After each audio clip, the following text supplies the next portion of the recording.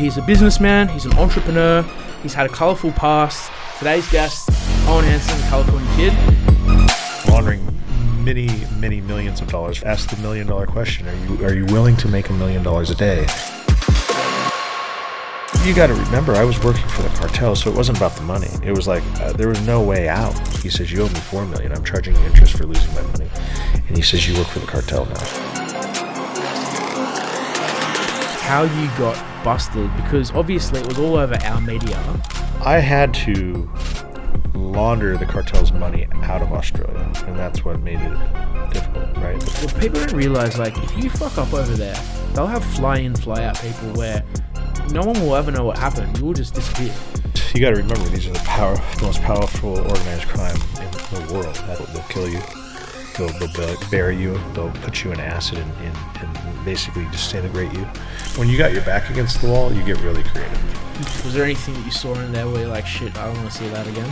Dude, I saw murders. I saw 2 guys hanging from their bunks. I've seen 2 guys overdose from heroin. I mean, I've seen it.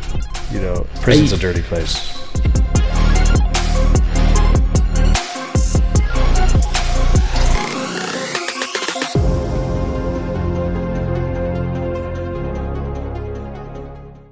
Ladies and gentlemen, welcome back to the Unbreakable Podcast. Today's guest, Owen Hanson, the California Kid, someone I've wanted to have on for a long time. Now, these podcasts are getting a little bit spooky because what's been happening is I'll be sitting there with someone, I'll come across a little piece of content, and it could be a guy, it could be a girl.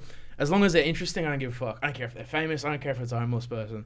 But if somebody's got a good story, I'll look at it and I'll say to myself, I'm going to be sitting in a room with that person in a month. And every time I say it, it happens. Now, Owen's story is one for the ages. Today's episode is going to be an absolute banger, and I'm not just saying that, I genuinely mean it. Owen's story starts in California and takes him all the way to Australia. He's a businessman, he's an entrepreneur, he's had a colourful past, and everyone we have on the Unbreakable podcast has a similar story. We talk about money, motivation, mindset, and inspiring stories from interesting people, and I could not think of anyone more interesting in that regard to have on than Owen. His story takes us from California to Australia, where I'm from. This podcast is a meeting of the souls. This is where California meets Australia. This is where America meets the US, and basically his story takes him over to our shores. He got caught up in originally as a bookmaker, moving money, and that's going to take him through a series of chapters that we're going to get into today. Now, Owen has a book out. It takes us through his story. We're going to cover on that book today. We're also going to go through some of the highlights of the book, some of the interesting chapters. You're going to find out what it's like to meet cartel members. You're going to find out what it's like to get busted with kilos and kilos of cocaine, or as we call it in Australia, quote-unquote rack. But now, the one commonality in the Unbreakable guests is the turnaround story. So we're also going to take you through the turnaround story of Owen. He's now gone from rags to riches again, but he's done it in the clean way, and he's an entrepreneur. He's got a brand new protein ice cream brand out, which I'm very jealous of because I wanted to do that a while ago. But like most guests on the podcast, his story is very interesting, very inspiring. We're going to take you through the highs, the lows, a lot of chaos, and I'm going to take you to where he is now in life. This is someone I've wanted to have on for a very long time. I think you guys are going to find this story very interesting, very inspiring. I'm very excited to bring it to you guys. And without further ado, Owen Hanson, welcome to the podcast. Thanks for having me, brother. Absolute pleasure. How you feeling? Good, feeling good, man. Just still living in that Federal Bureau of Prison halfway house. So, they really got you one of those. So I had to get an itinerary approved from the Bureau of Prison. The warden had to sign off on our meeting today. In America? Yes, in America. Does he watch the podcast? He might one day. You never know. So basically, for people who don't know, how was that intro? I give myself a 6 for that intro. Man, you did good. You did good? Did good? I was wondering if you were reading it. And No. I looked over there and that was all shot from the hip. Thank you, bro. Yeah. No, that should be a motto in life, shoot from the hip. Yeah. No, I just wing everything. Every time I think something's going to be crap, it turns out to be okay. When I think it's going to be good, it turns out to be shit, so who knows. But look, I think today there's so many exciting things I've got people to talk about. So what we're not going to do is we're not going to tell your story from start to finish, but we are going to talk about your story in the context of your book. I'm going to give people a basic overview. We're going to introduce the brand, the book, the merch, but we're going to leave the chronological version for the pros because are you able to disclose who's picked up the movie rights? Listen, I can't disclose anything, but I'm definitely currently under development with Mark Wahlberg's company, Unrealistic Ideas. Bro, congratulations. Thanks, brother. How does that feel? It feels good, man. It's surreal, just knowing that somebody wants to tell my life story and all the ups and downs that I've gone through in life. Bro, it's a good story. And I was saying this before the podcast, but I stopped myself. So I'll say it now live. When you got busted in Australia, I remember seeing that in the news. And they painted you out to be like the kingpin of Down Under. Yeah, did they? They picked your best photo, to be fair. Yeah. Like on a boat partying with a bottle of liquor. They're like, Australia's kingpin. I'm like, oh, that's pretty interesting. Yeah. And then to fast forward a decade and we're sitting here in California. Like, who would have thought? Yeah, it's surreal, huh? You know what I mean? It's such an amazing feeling to be almost there, man. I'm still living under the Bureau of Prisons, but I got about 2 more months, and then I go on federal parole. So I got a little bit of goosebumps when you were saying almost there, because the reason is the one commonality on this podcast, when I started this, I was at a point in life where I had nothing to lose. And you know where people have like a near-death experience and they're like kind of like reshape their life a little bit? So I had a similar experience to that. I'm like, well, I really shouldn't be here now. So right. I was like, I'm just going to start putting out content about me. And that kind of popped off. We're getting 10 million views every 3 months on mine. And I was like, I'm just going to do a podcast. But I'm only going to talk to people who are similar to me. And when I say similar to me, I mean like who've come from nothing, who've built themselves up, who've survived chaos, and who've rebuilt themselves. And if you look at every guest, people might think, oh, you know, they're involved in chaos or crime or whatever. That's not the case. They're actually people who've lost everything and rebuilt everything. So I've had people on that have survived jail, prison, sex trafficking, near-death experiences, and they've all come back times 10. And 90% of them are now all multimillionaires. So when we're talking about your comeback, it's pretty good. It's quite a privilege for me to be a part of that, because I do see that's where this is going for you. So yeah, it's quite a privilege to be a part of that. I appreciate it. Yeah. And mark this conversation for later. Yeah, we'll pull this tape up in 4 years when we have that exit on strategy. The jet? Yes. Okay, cool. Yes. So, guys, just to give you a bit of an overview. So Owen's story basically starts with you as a bookmaker. So you're moving money for a gentleman, and then that gentleman turns out to be connected to organised crime. That then takes you overseas. You have a couple of meetings. Next thing you know, you're in Australia with a whole bunch of cocaine. And sometimes people in life seek that out, and sometimes it finds them. So that chapter kind of found you, and you found yourself moving coke between the two countries. And this is also from the book as well. You had the bust, and then you did your time in Australia. And correct me if I'm wrong, they then brokered some sort of deal over here where you were allowed to do part of the time in the US, or how did that work? Yeah, so they extradited me in Australia. I was working with a Dodgy lawyer, and they were able to prove that he was dodgy by using my testimony against this Dodgy lawyer. And after about 9 years in federal prison in America, I was granted early release due to the fact that I had this crooked attorney that they found guilty in Australia. Really? Yeah. Do you know what's funny, bro? I don't know if you know this. There was we had a series in Australia called Underbelly. It was the gangland wars in Melbourne, and there was this one lawyer who was working for the cops for the best part of half a decade, and they released like 50% of people that got arrested because she was crooked as well. So wow. It's not the first time. Yeah. Yeah, it happens. All right, so what I want to do is I've got the book here, and you handwrite letters on that for everyone. Everyone that comes through my website, including Australia. I sell probably about 50 books a week. That's in so Australia. Good, bro. That's really fucking good. So anybody in Australia that wants one, I charge a little for shipping because it costs me $50 to ship to Australia. Okay. But I discount the shipping. I eat some of it, but I put a personal message. Okay. And I always throw in some mate or some Sheilas or some blokes. I love that, bro. So that's people so good. Feel like we're friends. So that's beautiful. So we'll put that in the bio. We'll put the ice cream in the bio. We're going to try that in a second. How long do you reckon we got? 10, 15 minutes? We got at least 20 minutes. Okay, this cool. thing's frozen hard as a rock. Beautiful. Yeah. So what I want to do, like if you know, in business, they've got the elevator pitch. Yes. So we're going to elevator pitch our audience for a second here. Now, an elevator pitch is where you're in an elevator and you've got 30 to 60 seconds to tell a story to someone. If you were to elevator pitch the audience your backstory in 60 seconds to preface what we're going to get into and how we wound up here, how would you kind of elevator pitch the book or the story to our audience? Man, that's a quick pitch, right? I know. So you got 60 seconds, you know. Where do we start? Started as a American football player, won 2 national championships, 2 rings. Later turned into a bookie, which ended up being one of the biggest bookies in the United States, taking bets from unbeknownst to me, a cartel member, big bets, $250,000 bets, and laundering many millions of dollars for him before realizing I'm working for the cartel, and asked the $1 million question: Are you willing to make $1 million a day? How can you say no to $1 million a day when you're 25 years old, right? Coming from a blue collar family. Fast forward, I'm in Australia moving a ton of cocaine through the streets of Sydney, and I have to figure out a way to launder the money. I launder the money through an organized crime figure that becomes a government informant, and he's playing blackjack at the Star Casino. He launders $1.5 million clean in 48 hours, gives me my money in the U.S. in cash.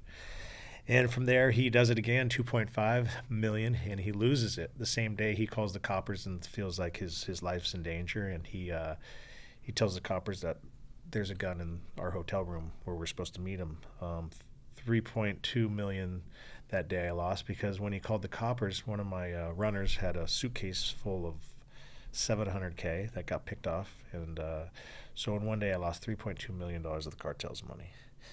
And with that being said, I ended up going back to the cartel in Mexico and telling them what happened. I thought I was going to be dead. Like you said, what do you call it? A near-life? A near-death experience. Near-death experience, you know, and I'll tell you that in the next run. But we ended up going to work for the cartel, and it was the only way I could survive. Otherwise, I'd be dead.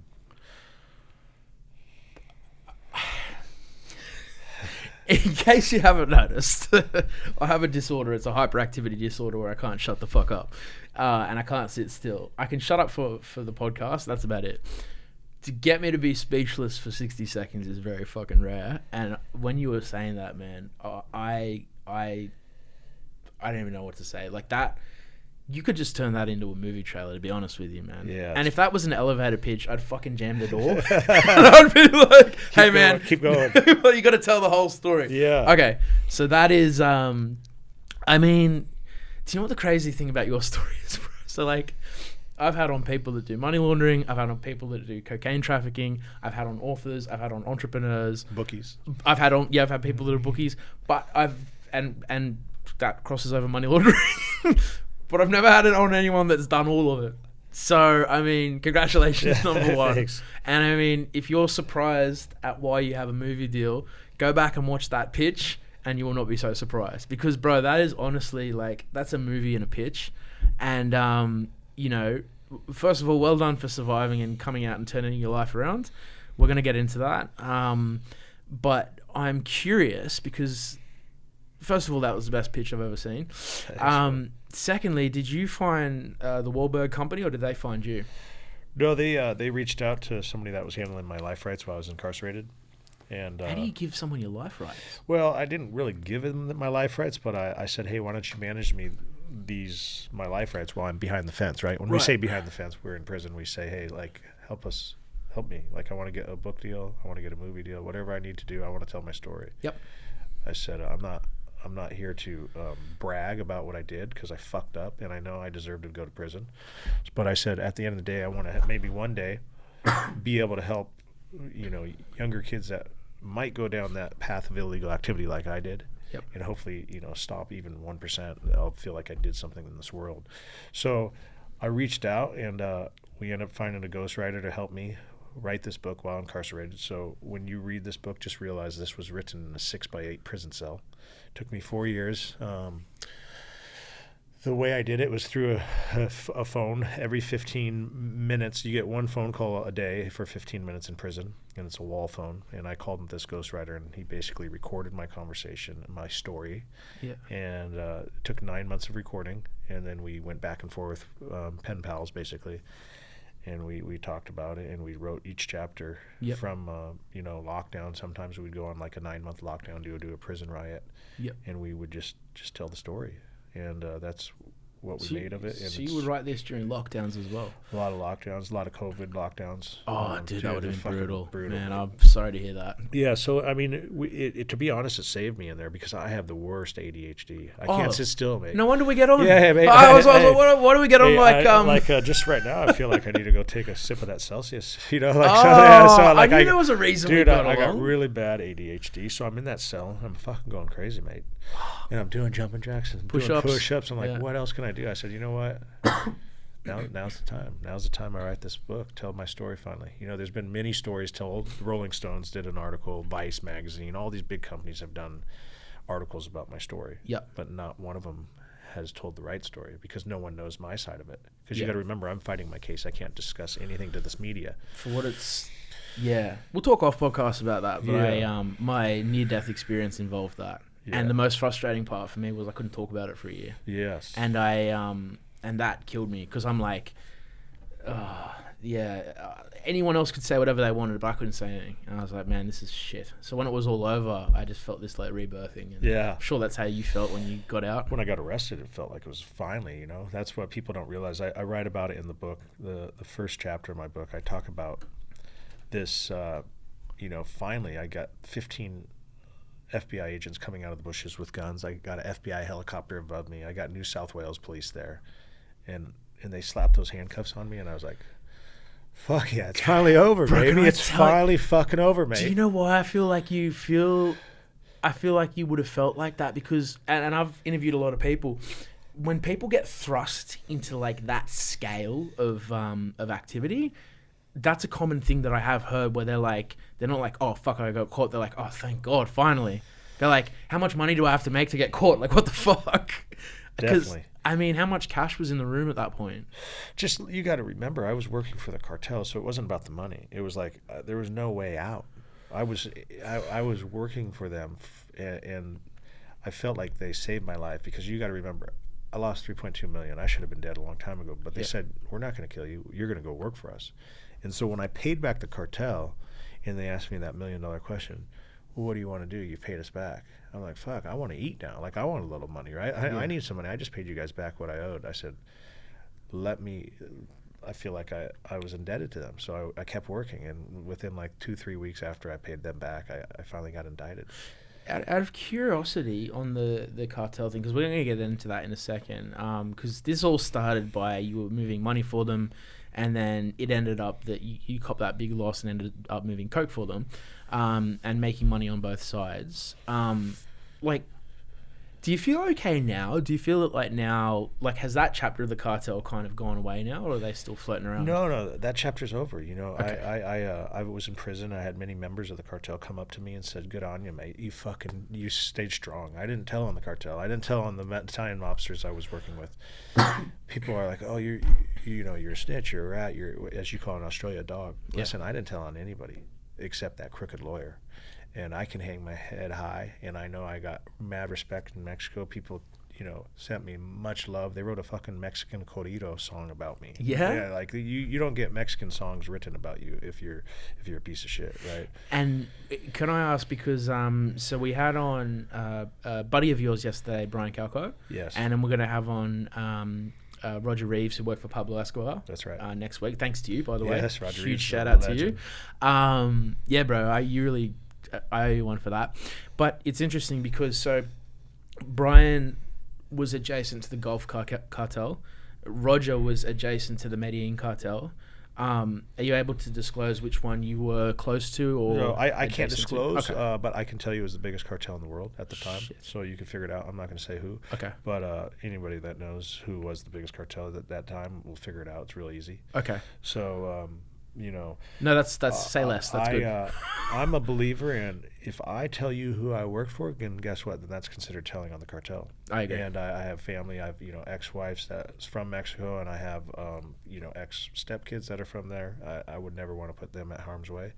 So I, out of respect to them, and I don't even talk about it in the book. I called my boss El Jefe, which is the boss, right? Yeah. And I tell people that the name of the cartel. I don't tell the cartel. I call it the cartel, right? So, yeah, of course. So we just keep it like that. And, no, that's the right way to do it, for sure.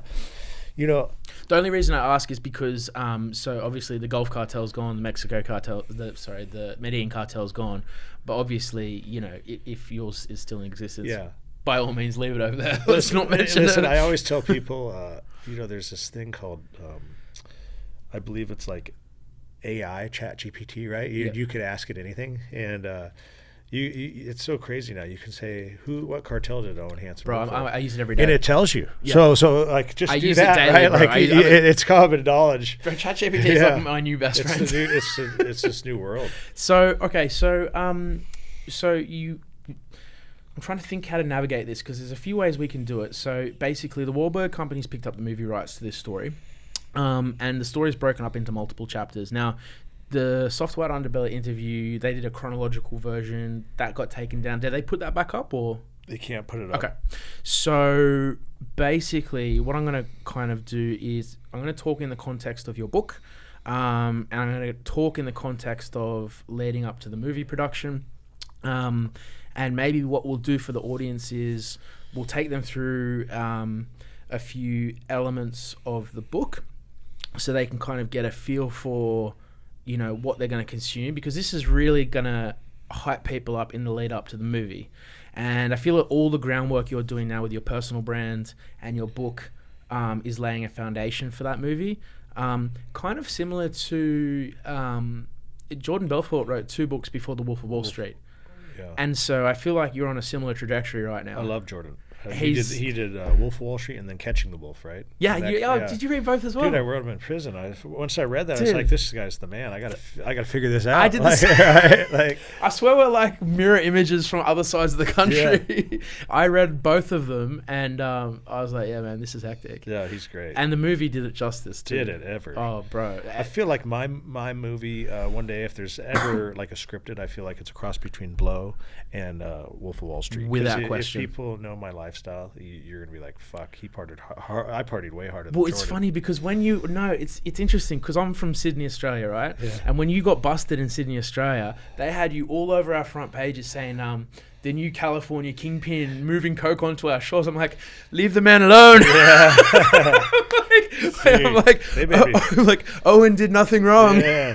They made me look like a legend out there. Huh? Yeah, Man, I was getting these articles like International Playboy. I'm like, oh my gosh. Dude, they made you look. My wife at the time, she was like, what is this? They made you look like a superstar. I know, dude. And I'm not proud about it, but I was like, man, I would take these articles back to my cell, right? And all the white boys would be like, what is this, bro? You were the man. I'm like, nah, they're fucking hyping it up, fellas. Yeah, I mean, listen, bro, they painted you out pretty good. I mean, it's funny, man. Sometimes the media, it's like a coin toss. Yeah. You're either going to get a good run by accident or you're going to get a really bad one. My buddy Jay, who was head of the commos in Melbourne, he survived a car bomb. He's become like family to me. And the media did these huge articles on him and his brother as if they were like the biggest crime family in Melbourne at the time. So when they went into the prison system, they were basically treated like royalty because like, you guys are the Malcolm brothers, all right, we'll just back off.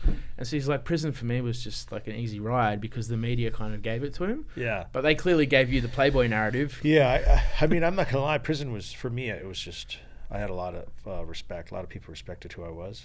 A lot of the Mexican culture showed a lot of respect because in prison I have to run under the white car, right? So I run under the white people. But did they put you in the Australian or the US prison? US. And then I got extradited. I did like 6 months in Australia. And right. Then I got sent back to the US to finish my time. Okay, so let's talk people through this. So you come up, you have your football career, you have a successful over here it's called bookmaking. We call it bookie in Australia. Yeah. You had a successful business for people who place bets, and you end up laundering money for the cartel via they start making bets, and you end up laundering money for them. So, but the the operation that they had you in was in Australia at the time. So you're moving money over there and you're moving drugs into Australia. Are you allowed to talk me through how you got busted? Because obviously it was all over our media, but you did time in the US. Can you talk the audience through how you got busted and how you did time in each country? Yeah, so what happened was I had to launder the cartel's money out of Australia, and that's what made it difficult, right? The drugs are easy to sell over there, as you know, right? Like everyone wants racks. Dude, you can just walk out on the street and half the street's going to buy it off you. Especially when it's coming from Colombia, right? So we're getting 95% pure cocaine. So that's the easy part. The hardest part for me was A, counting it, and B, trying to get it out of the country. You know, you can't just take that bag of cash and get on that Qantas flight and go home. It's impossible, right? We're talking tens of 20s of millions of dollars, right? We're making a week. So, you know, I had to hire people to launder my money, you know, and people got indicted in my case. You know, my personal accountant, some of my best friends that worked for me in the bookmaking operation. And I remember I came across this fellow that was a blackjack player, and he was a professional blackjack player. In Australia? No, he was actually in the U.S. Okay. But I was introduced to him through a friend of mine, and she says, this guy does this for a living. He launders money through the casinos. And I'm like, okay, he's perfect. I said, how do I get him? She's like, he'll fly over. So I met him. I made an introduction. We shook hands, and we agreed on a 25% fee. He was going to charge me 25% of whatever he laundered for me. And the way he did it was through the casinos, the Star Casino. He went over there with a duffel bag of cash, and they already knew he was this high roller because his host from Vegas called in and says, we got Robert Cipriani coming in from the U.S., and he's a high roller blackjack player. Can you please make sure he has a VIP table ready? And he shows up. He gives them this bag of cash. They don't even blink an eye because they already know he's coming. Boom, $1.5 million. He plays for a couple hours, and he says, you know what, I'm not feeling it. Cash me out. So what did they do? They take the chips and they write him a check. The check is now made. All that money is now clean. And now he goes to his sister, the sister company, which is the Venetian in Las Vegas. So he flies back with the check. And over there, he's a star, right? So he takes that check and says, hey, cash me out. I want some chips. I want some cash. Plays for a couple hours and cashes out the 1.5, takes his percentage, calls me up. Hey, I got your money. I said, this guy's the man, right? Like 48 hours. This dude's fast, right? Yeah. I said, okay, great. Fast forward like 2 months later, and he's calling me. Hey, can we do that again? I said, fuck yeah, we can do it again. You know, I'm sitting on like 10 million. Cash. Yeah, cash in my apartment in Darling Harbor. No. Yeah, so I'm like, fuck yeah, come on over. I said, I got like 2.5 right now. I can give you. That's in a duffel bag. So he requests this, put it in a suitcase. So I bring it to him at the Four Seasons over in Sydney. And 2.5, he says, okay, I'm going to do the same thing. And he calls me like 3 hours later, and he goes, mate, we got a problem. I go, what do you mean we got a problem? He says, I only got $300,000 left. I said, wait a minute. I said, what do you mean left? You had one job. Your job was to keep 25% for you, and the rest goes to me. And he's like, I lost it. I said, bullshit. I'm calling bullshit. And at the time, I'm at the gym with my personal trainer / security guard, and I'm saying, hey, you got anyone at the Star Casino? I want to do a check on this, see if this guy spent my money or he stole my money. He goes, yeah, I got a buddy. He's a pit boss over there. I was like, all right, well, we're going to the Star Casino. And we go over there and we meet him. And we're dressed in these 3-piece suits. We look like mafiosos, right? And this guy's looking at us like just freaking out, right? This gambler's like shaking. I swear I lost it all. I'm like, fuck. I don't think this guy lost it. I think he's playing us. And sure enough, my trainer / security guard, Sean Carolyn, he checked on it, and they said he fucking lost it. I was like, fuck, what do we do now? I'm like, well, this guy's not leaving the country until we figure out how we get it back, right? Like, he needs to figure it out. That's not my problem. We had an agreement. So he said he had $300,000 left. So I said, okay, take that 300, bring it to this hotel we're staying at. We got a hotel at the Hilton, which is off of George Street. And I said, just bring that 300, bring your passport, and my boy Sean here is going to meet you at the hotel. So we called him, we told him the room.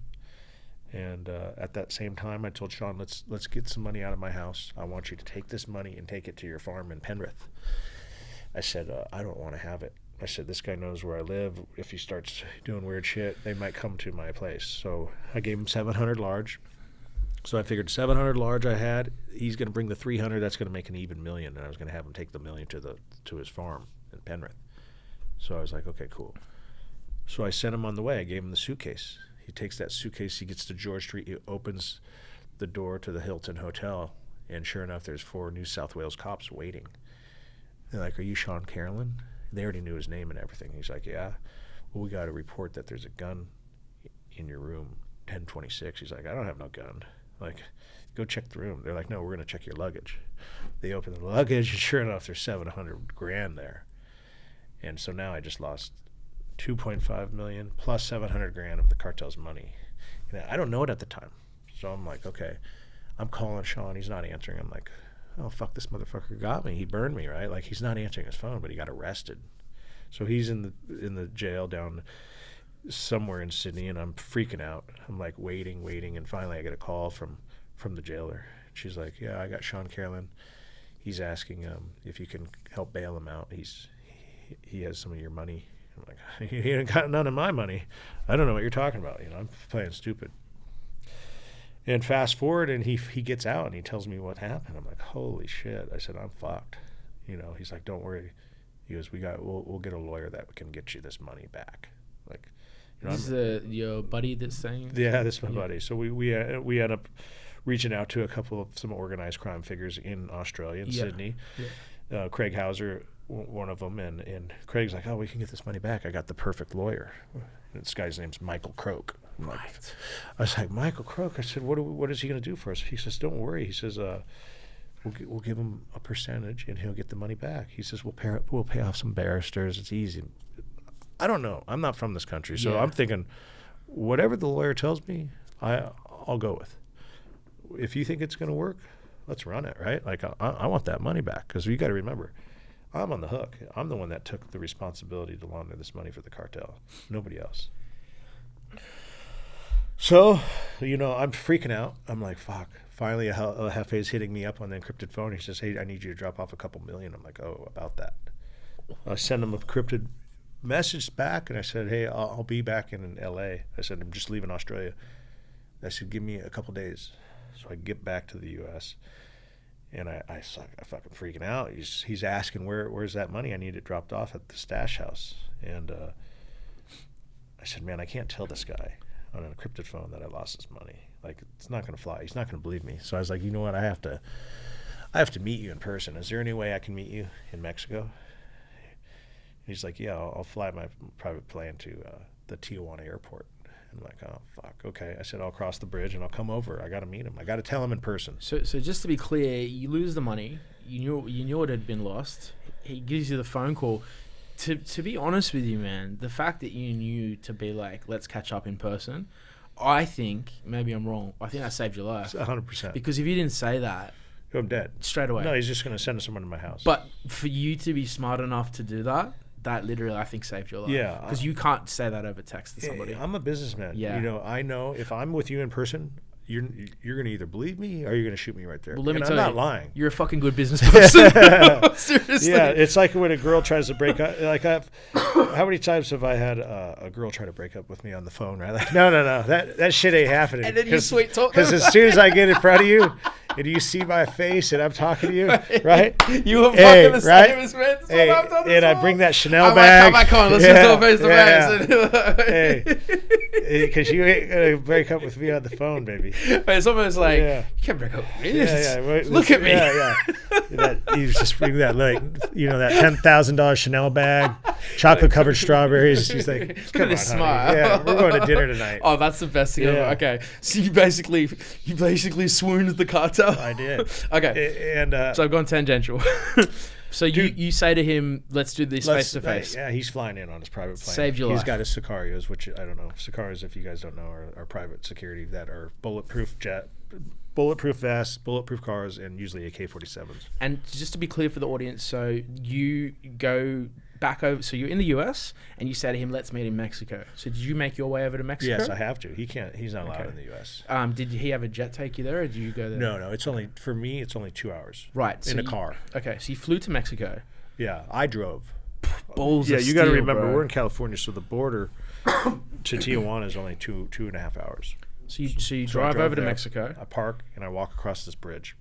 Now, just for the audience, this is the part where I was going to basically say to you, Owen, describe what it's like to have a real sit-down meeting with the cartel. And there aren't many people who can live to even tell this story. So what you guys are about to hear Owen divulge now is his meeting with the cartel. And for me, this is like, there are so many elements of this story that it is so like on the edge of your seat, but this takes the cake, man, because I don't think, I mean, short of sitting in a cage with a fucking tiger, like, I can't think of any more like life or death situations. Yeah, Liam, that's I look. I got goosebumps thinking about it. I should be dead, brother. I shouldn't be here today. And neither will. It makes two of us. I tell people, that was the biggest day of my life, right? I had to sell myself. Like I'm a salesman, right? And I know once I get in front of this guy, he's not going to kill me. He's going to utilize me because I'm an asset to him, and that's how I had to sell it. And I went over there. And I broke it down. I told him how it went down. I said, "This guy cleaned that money so fast." So let's backtrack. So you land there, and does he have his people meet you there? So he has he lands. Right. I cross a bridge. There's a bridge to get into Mexico. You walk over this bridge and you get into Mexico. He already had his Sicarios, which is private security, his bulletproof vehicle waiting for me. I get in this. I think it was like a Cadillac Escalade or a Hummer. I can't remember. Yeah. He opens it up. It was bulletproof. They said, get in, and I get in, and I look behind me, and there's two guys with AK-47s. I'm like, oh, fuck. Like, is this where they just, right? Like, that's what my mind's thinking. I was like, and prior to this, I took Xanax, I took GHB, I took rack, I took everything. You probably shouldn't have taken rack, bro. Dude, I didn't care. I said, if I'm going to die, I'm going to die in style, right? Like, that's my thing. I'm going to go out with a bang. Yeah. Wait, you're like, I've never tried heroin. Fuck. Yeah. So I was, you got to understand, I was going through it. And I thought I was dead.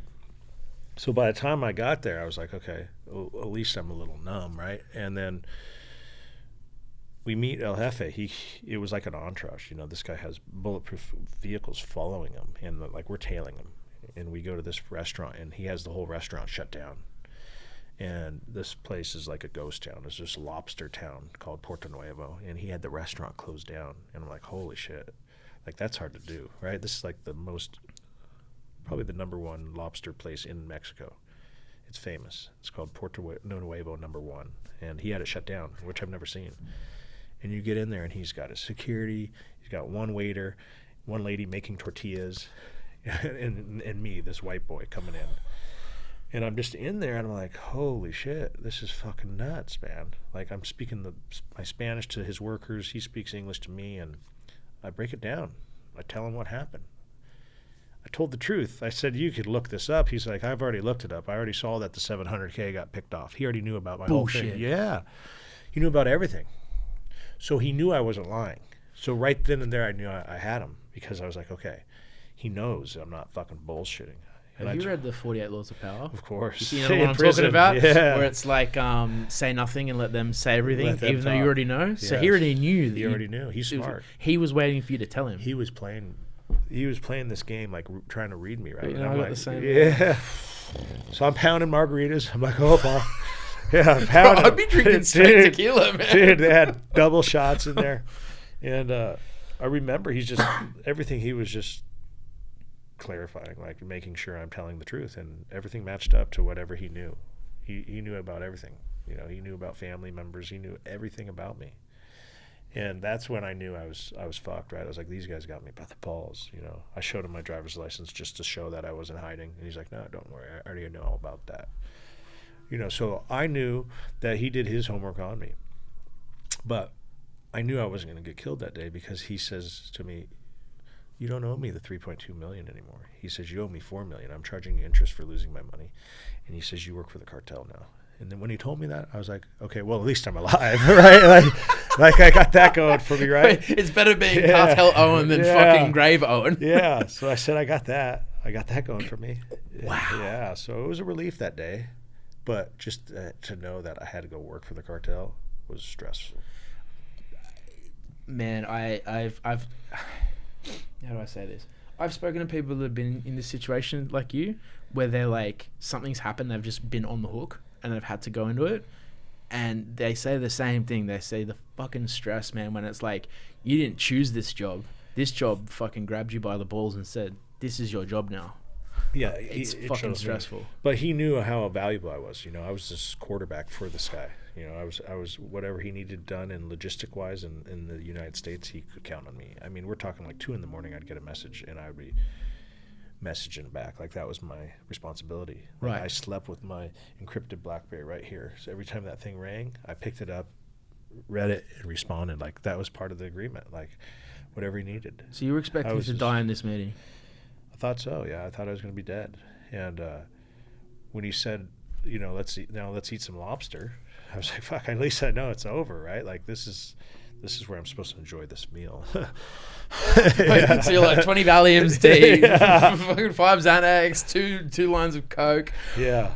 Wow. Okay, so just to go a little bit deeper into and after we go through this cartel chapter, I think we're gonna need an ice cream before we get into the next for one. sure. Let's see how it's feeling. Let's do. Do you want to have some now or next chapter? Next one. Okay. We're almost there. So after this, because by the way, for everyone that doesn't know, California ice protein. California ice protein, and just so you know, I pitched that idea to someone 4 years ago. You're kidding. Because I a little tangential, but I'm in e-commerce, and every time we've made money, it's a spin on something. So when I started CBD over here, it was oil, and no one was buying it anymore. So we pivoted it into gummy bears and went like a rocket. I believe it. And then another time we were selling weight loss capsules, and no one wanted them anymore. So we pivoted into like a drink and a gummy vitamin, and again spiked because everything's a pivot of something. Yeah. So this protein ice cream, I think, is going to be the next big thing because they've got protein yogurt, they've got protein bars, but this I think is an untapped pivot. It is. So I think it's going to go very well. So we'll touch on this for our next chapter. We will. But finishing off the cartel one, because like I just feel that like maybe people don't realize the power of these international organizations, because like in the Australian underworld, like obviously the channels run quite deep, but people don't realize like if you fuck up over there, they'll have fly in fly out people where no one will ever know what happened. You will just disappear. Yeah, I mean, you got to remember, these are the most powerful organized crime in the world at the end of the day. And they have these guys that are called, sicarios that will go in. They got torpedoes will go in and do anything. They'll kill you. They'll bury you. They'll put you in acid and basically disintegrate you. So they have these people that work for them, and we're talking, they'll do this like for $100. These guys are dedicated to this cartel. And knowing that, I was like, okay, I got to make sure I'm on point. Everything I do now, I got to focus on making this guy his money back.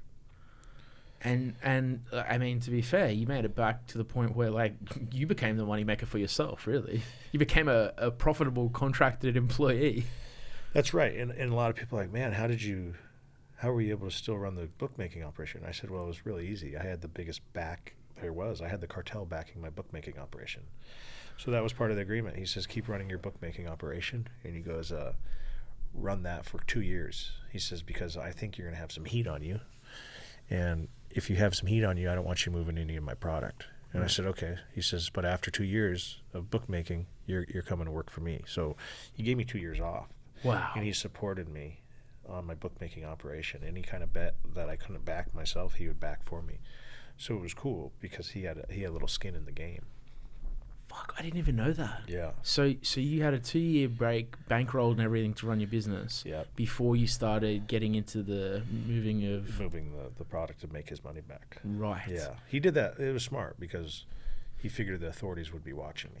Do you feel like because for example, I mean, I'll talk about two organized crime figures, former who big up-and-comers in the podcast space. One's Michael Francis, and one's my good buddy Jay Malcoon. Now, Jay was head of the Comancheros.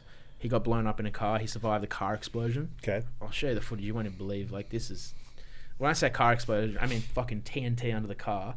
The only reason he survived, it blew the car up, but because the side door was open, the heat and the energy went out, so it pushed him out of the car as opposed to killing him inside the car. If the door was closed, he'd be dead, but it blew him out, so he survived. 1 in a million. Who did it? He doesn't know, and he hasn't disclosed, but he said the list of people, he said it could have been anyone from like someone's girlfriend he slept with to someone he got on the wrong side of a deal with. And I ask him all the time, he's like, oh, there could be anyone, Liam, there could be anyone. He goes, I hope they're doing well wherever they are. So I'm just kind of like, all right, say less. So Jay was the head of the Comancheros in Australia.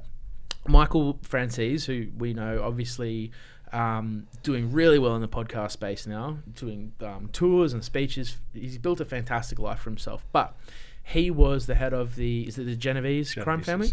Yeah. So it is not common to meet people who have been the head of an outlaw motorcycle club, who have been ahead of one of the largest mafia families on earth, or who have worked for a cartel and come out to tell the story. And I think that's why people find some of these stories so fascinating, is because, like, you're never going to get this story from anyone, because who the fuck else can come out of that with, like, their life and with a story to tell? You know what I mean? Like, there aren't many people who can say they survived that environment, whether it be the mafia, the cartel, or OMCG. Like, there's normally, like, one of two ways out of there, you know? You either end up in jail forever or you end up dead. Yeah, and I took the later one. The better one, right? Yeah. Went to prison. And I mean, you know, thank God you got a sentence that allowed you to come out and rebuild your life. Saved my life.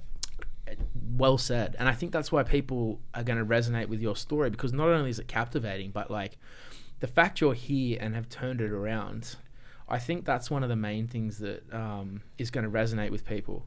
Because I've had people reach out before and they're like, hey man, look, I was a low-level drug dealer and I've seen what's happened to some of your guests. I'm like, I've quit now, I've got my own business, I'm making money, like, I've actually turned away from crime. Yeah. So, you know, don't underestimate the impact that your story is going to have on a lot of people, is what I would say. Yeah, I appreciate that. Yeah. You know, a lot of people are saying, man, are you happy? I said, man, am I happy? Like, people are like, but you're not making money. I said, listen, it's not about money anymore. Right now, it's like, I don't have to ever worry about that life. Like, to this day, I still have, like, PTSD. When the phone rings, I still get it, and I respond. That's just how I'm mentally programmed to respond real fast, just because I was doing that for El Jefe, right? So now it's like I'm responding, and it's not responding for drugs, but it's responding for, like, protein ice cream. Yeah. I feel that, like, that rush. Like, right now I got tingles That's because fucking sick. I'm hustling again. Dude, like, can we cheers and ice cream to this, by the way? Dude, we're hustling again, and it's a healthy product. So I tell people yeah. from putting bad things on the streets to now healthy treats. That's that's amazing. Right, brother? By the way, you got my favorite flavor. Dude, cookies and cream. Yeah, so this one's chocolate covered banana. Oof. That was cheers, salute. Oh shit, it's got actual fucking. Are these actual Oreos? Yeah, in the ice cream? gluten free. How did you do that? I can't tell you my tricks. But it's Oreo shaped, but it's not Oreo branded, right? It's Oreo branded. In the future, I'm not going to be able to. These are prototypes, so people can try them, see how they like them. This is fucking amazing. 20 grams, actually 23 grams, but I'm going to drop it to 20 just because of the price point. How good is this for an ice cream break? By the way, anyone that doesn't like us having an ice cream break, get your own fucking podcast. Yeah, I'm going to have my own podcast. It's going to be called the Ice Cream Podcast. Dude. The Ice Cream Shot Podcast. This is fucking amazing. Protein-infused popsicle. What is the top word say? Let me see. Coliseum? Coliseum. Coliseum Cookies and cream. So the Coliseum is I don't know if you've been to Rome, Italy. Can the Coliseum. Can I tell you a story? Go. So a buddy of mine, he's a bare knuckle fighter. Hayes the Huntsman. Did you watch that trailer? I saw that. So he's going to be fighting bare knuckle in the Coliseum under the BKFC. In Italy. First blood sport in the Coliseum in 1,200 years, 1,200 years. Yeah. So for 1,000 years, there hasn't been a blood sport in that Coliseum until today. Wow. So he's going to draw first blood in that Coliseum in front of a live audience. That's badass. Isn't that mental? You know why I called it? Yeah. Because I played football in the it's called the Los Angeles Coliseum. It's where the USC Trojans play their games. Well, you know, I went to UT, Texas. Oh, yeah. Uh-huh. Oh, That's a rival. Oh, yeah. We lost to him in the Rose Bowl in 2005. The quarterback there was Colt McCoy when I was there. Okay. Bro, you're going to love this. How good is this ice cream break, by the way? Protein. I should make this a staple of the podcast. Two dudes I went to school with there that you'll love. One was Kevin Durant. Oh, yeah. Basketball player. Basketball. So he was in my sociology class, and we came out. Everyone come up for autographs. I said, why does everyone want to be your friend? He goes, I play basketball, man. I said, are you good? He goes, I'm pretty good. I was like, This all is right. honest. And then 2 years above me, you're not going to believe this. So I was 08, so he was 2 years above doing computer programming. Russ Ulbricht. Oh, yeah. He was in prison. He got out. I know. Great for him. Everyone that doesn't know, They Russ- tried to give him a life sentence. that's fucking bullshit. They did. Thankfully, Trump got him out. The way they set him up was not cool. It was a setup for sure. They basically tricked him into thinking he killed someone. So He got convicted for fucking fantasy roleplay LARPing. He didn't even do anything. I know. It was bad. For people that don't know, Russ Ulbricht was the founder of Silk Road, the drugs platform.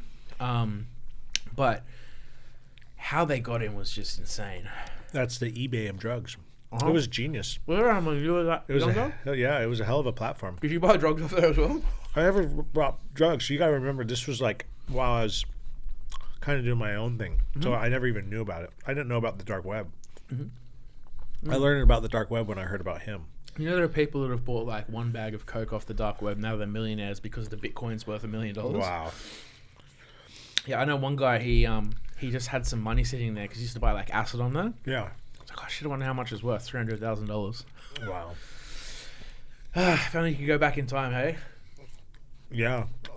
But this is fucking amazing. Wait, I say this is good. I'm a shit liar. Yeah. This is legitimately fucking amazing. 23 grams of protein. Mm-hmm. I did good, right, mate? Bro, this is like... Dude, I eat 4 a day. You taking investors? We probably will. How many people own it now? Just you? Me and 2 others. Mm-hmm. The other guys invested a nice chunk, not big, but $180,000 they invested. That's about what I got for my gummy bear company. Yeah. But I got that from 0 to 6 figures in 3 months. Did you? Per month, 6 figures per month. Wow, that's good. Tell that to my investors. Yeah. But no, I'm very blessed and very fortunate to have good people in that business. Find the business, bro. Business is just a product of good people, really. So like this, the passion that you've put into it, combined with whoever's backing it. Yeah, that's what's going to make it pop. And I think the story is going to really make it. I don't know if you've ever heard of Dave's Killer Bread, but this guy started this bread company when he got out of prison. Oh, it's Dave's Killer Bread. Dave's Killer Bread.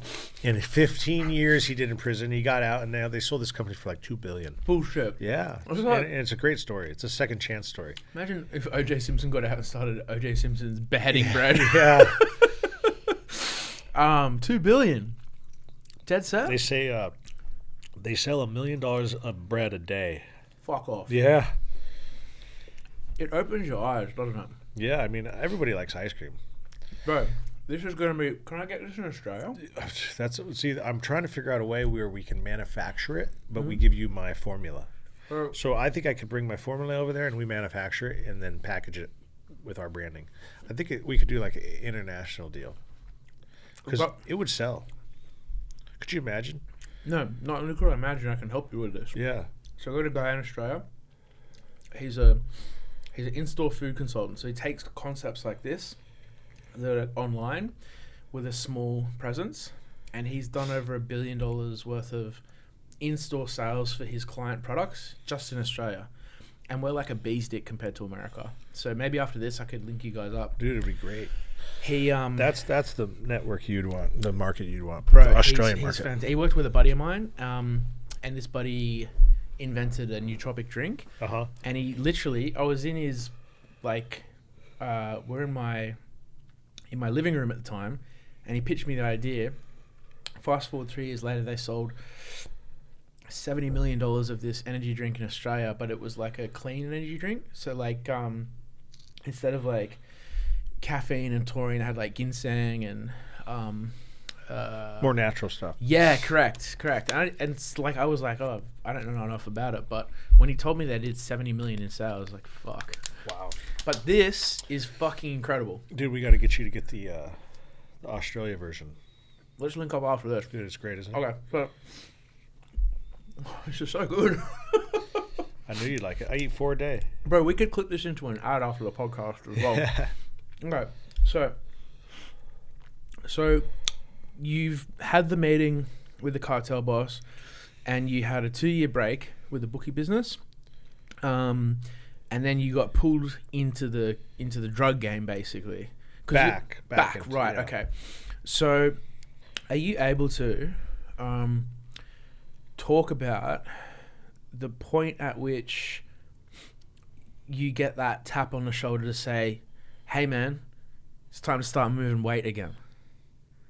Are you able to talk about that part, or would that cut a little bit too much into I mean, it just, people know that it did happen, obviously. Okay. So it was, right around like 2013. Yep. 2014, right in the beginning. And I went back, and El Jefe told me, "You're not using my routes anymore because I don't want you to burn them." You got to remember, he's probably not too happy with me because I brought some heat to the organization. So he's like, you got to figure out a way to get it in. That's right. Okay, I remember this part. Okay, so that's almost like the CEO being like, no, I've got my distribution channels. Now you got to go find your own. So he kind of pushed you into the deep end of drug trafficking. He made me figure out my own. Yeah. So. Can I tell you an interesting parallel? Because I've been in business before where I've had big investors and CEOs. They're like, here's some money. I'm like, okay. They're like, yeah, but you got to figure out how to sell this shit. Yeah? Like, fucking, what do you want me to do? But that was you. Yeah, that was me. Just with kind Coke. of yeah. Now I'm doing it with ice cream. Mate, this will be $1 billion company. I guarantee it. Take that to the bank. Okay, so he basically says, you've taught like my channel. You can't use my channels, so you have to figure out how to move weight from scratch. And I've never done that. Evidently so. Yeah. So I had to get creative. Okay, so what did you try first, or what were some ideas that you had before you found the one that actually became the tangible plan? You know, I had ideas with like art, glass sculptures, stuff that was like, you know, that wouldn't catch the eye of like them look any further. Like they're going to see the art and they're not going to look any further, right? So like I remember one piece of art had, you know, half a kilo just to see if it would get there. And it's just the method wasn't worth the trouble. So, you know, we were putting this art through the actual canvas and the cocaine was hidden in the canvas, and then they'd take it and they'd break it down to cocaine, and it was too much work. So, you know, I said, we got to figure out something better. And I remember we were drinking some red wine, or not, excuse me, it was white wine. And I was like, that's it. We're going to put it in wine bottles. And I remember I was just getting real creative. I was just like, okay, I got to figure out a way. And when you got your back against the wall, you get really creative. Sometimes your best work happens. Yeah, then. My best work. It's like I was in prison and I made this ice cream, right? People don't realize this ice cream was made in prison. Like, you formulated this in prison? Yeah, it was formulated in prison. Bullshit. It was my hustle. I can tell a lot of time and effort went into that. That was my like hustle in prison. I was selling for $15 a peanut butter jar. So like my back was against the wall. I was in prison. I had like, how am I going to survive in here? How am I going to kill time? Like I need to hustle. I'm a hustler. Yeah. So that's what I did. But the same thing happened with, you know, trying to figure out a route to get it to your country. And that's where it started. You know, I was drinking wine and I was like, okay, that's it. I'm going to put it in these dark wine bottles. We're talking like the dark wine bottles that are like almost black. And I was like, okay, Napa Valley. That's like the best wine in California. So I went to Napa Valley. I got 2 cases of the darkest bottle I could find. That was white wine.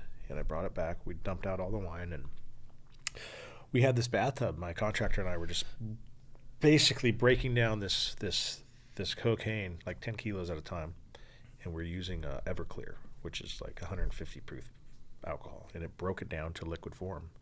And then we had some funnels and we poured it back in the wine bottles, cleaned the bottles up, and we had this corking device where you put your cork in, seals it, and then you put this piece of wax and you melt it so it looks like a wine bottle. So you look at it and you're like, okay, wow, it's a wine bottle. Like there's nothing that's been tampered with. We put them back in the boxes. I had my worker go back to Napa and ship that to Australia, and I made sure he put demo. So when the people get it in Australia, they think it's just a demo. They're just testing it, they're just seeing it's wine. It's probably going to be tried, and after that, you know, we'll see if it clears. Yeah. So that's it. You know, my people in Australia says, yeah, man, if you can get it through that sniff test, through the customs, he says, if it gets past that, he goes, we're good. He says, we have a chemist to get that back to cocaine. Really? Yeah. This is a dumb question, but like I assumed that like you didn't have to put it back together. That was all taken care of. That was taken on your end, yeah. I wouldn't even know how the fuck to do that. They got guys. Yeah. That's not. So It's almost a guy for everything there's these a guy days, for everything, yeah. So yeah, that's what happened. I remember that first run, and like, mate, it fucking made it. I was like, oh fuck yes. I was like, finally, I can breathe, right? You're like, okay. And how many was that? I think it came out to like 10 kilos the first run, and by the time they got it back and put it into powder form, it was like 9.5. We lost a little.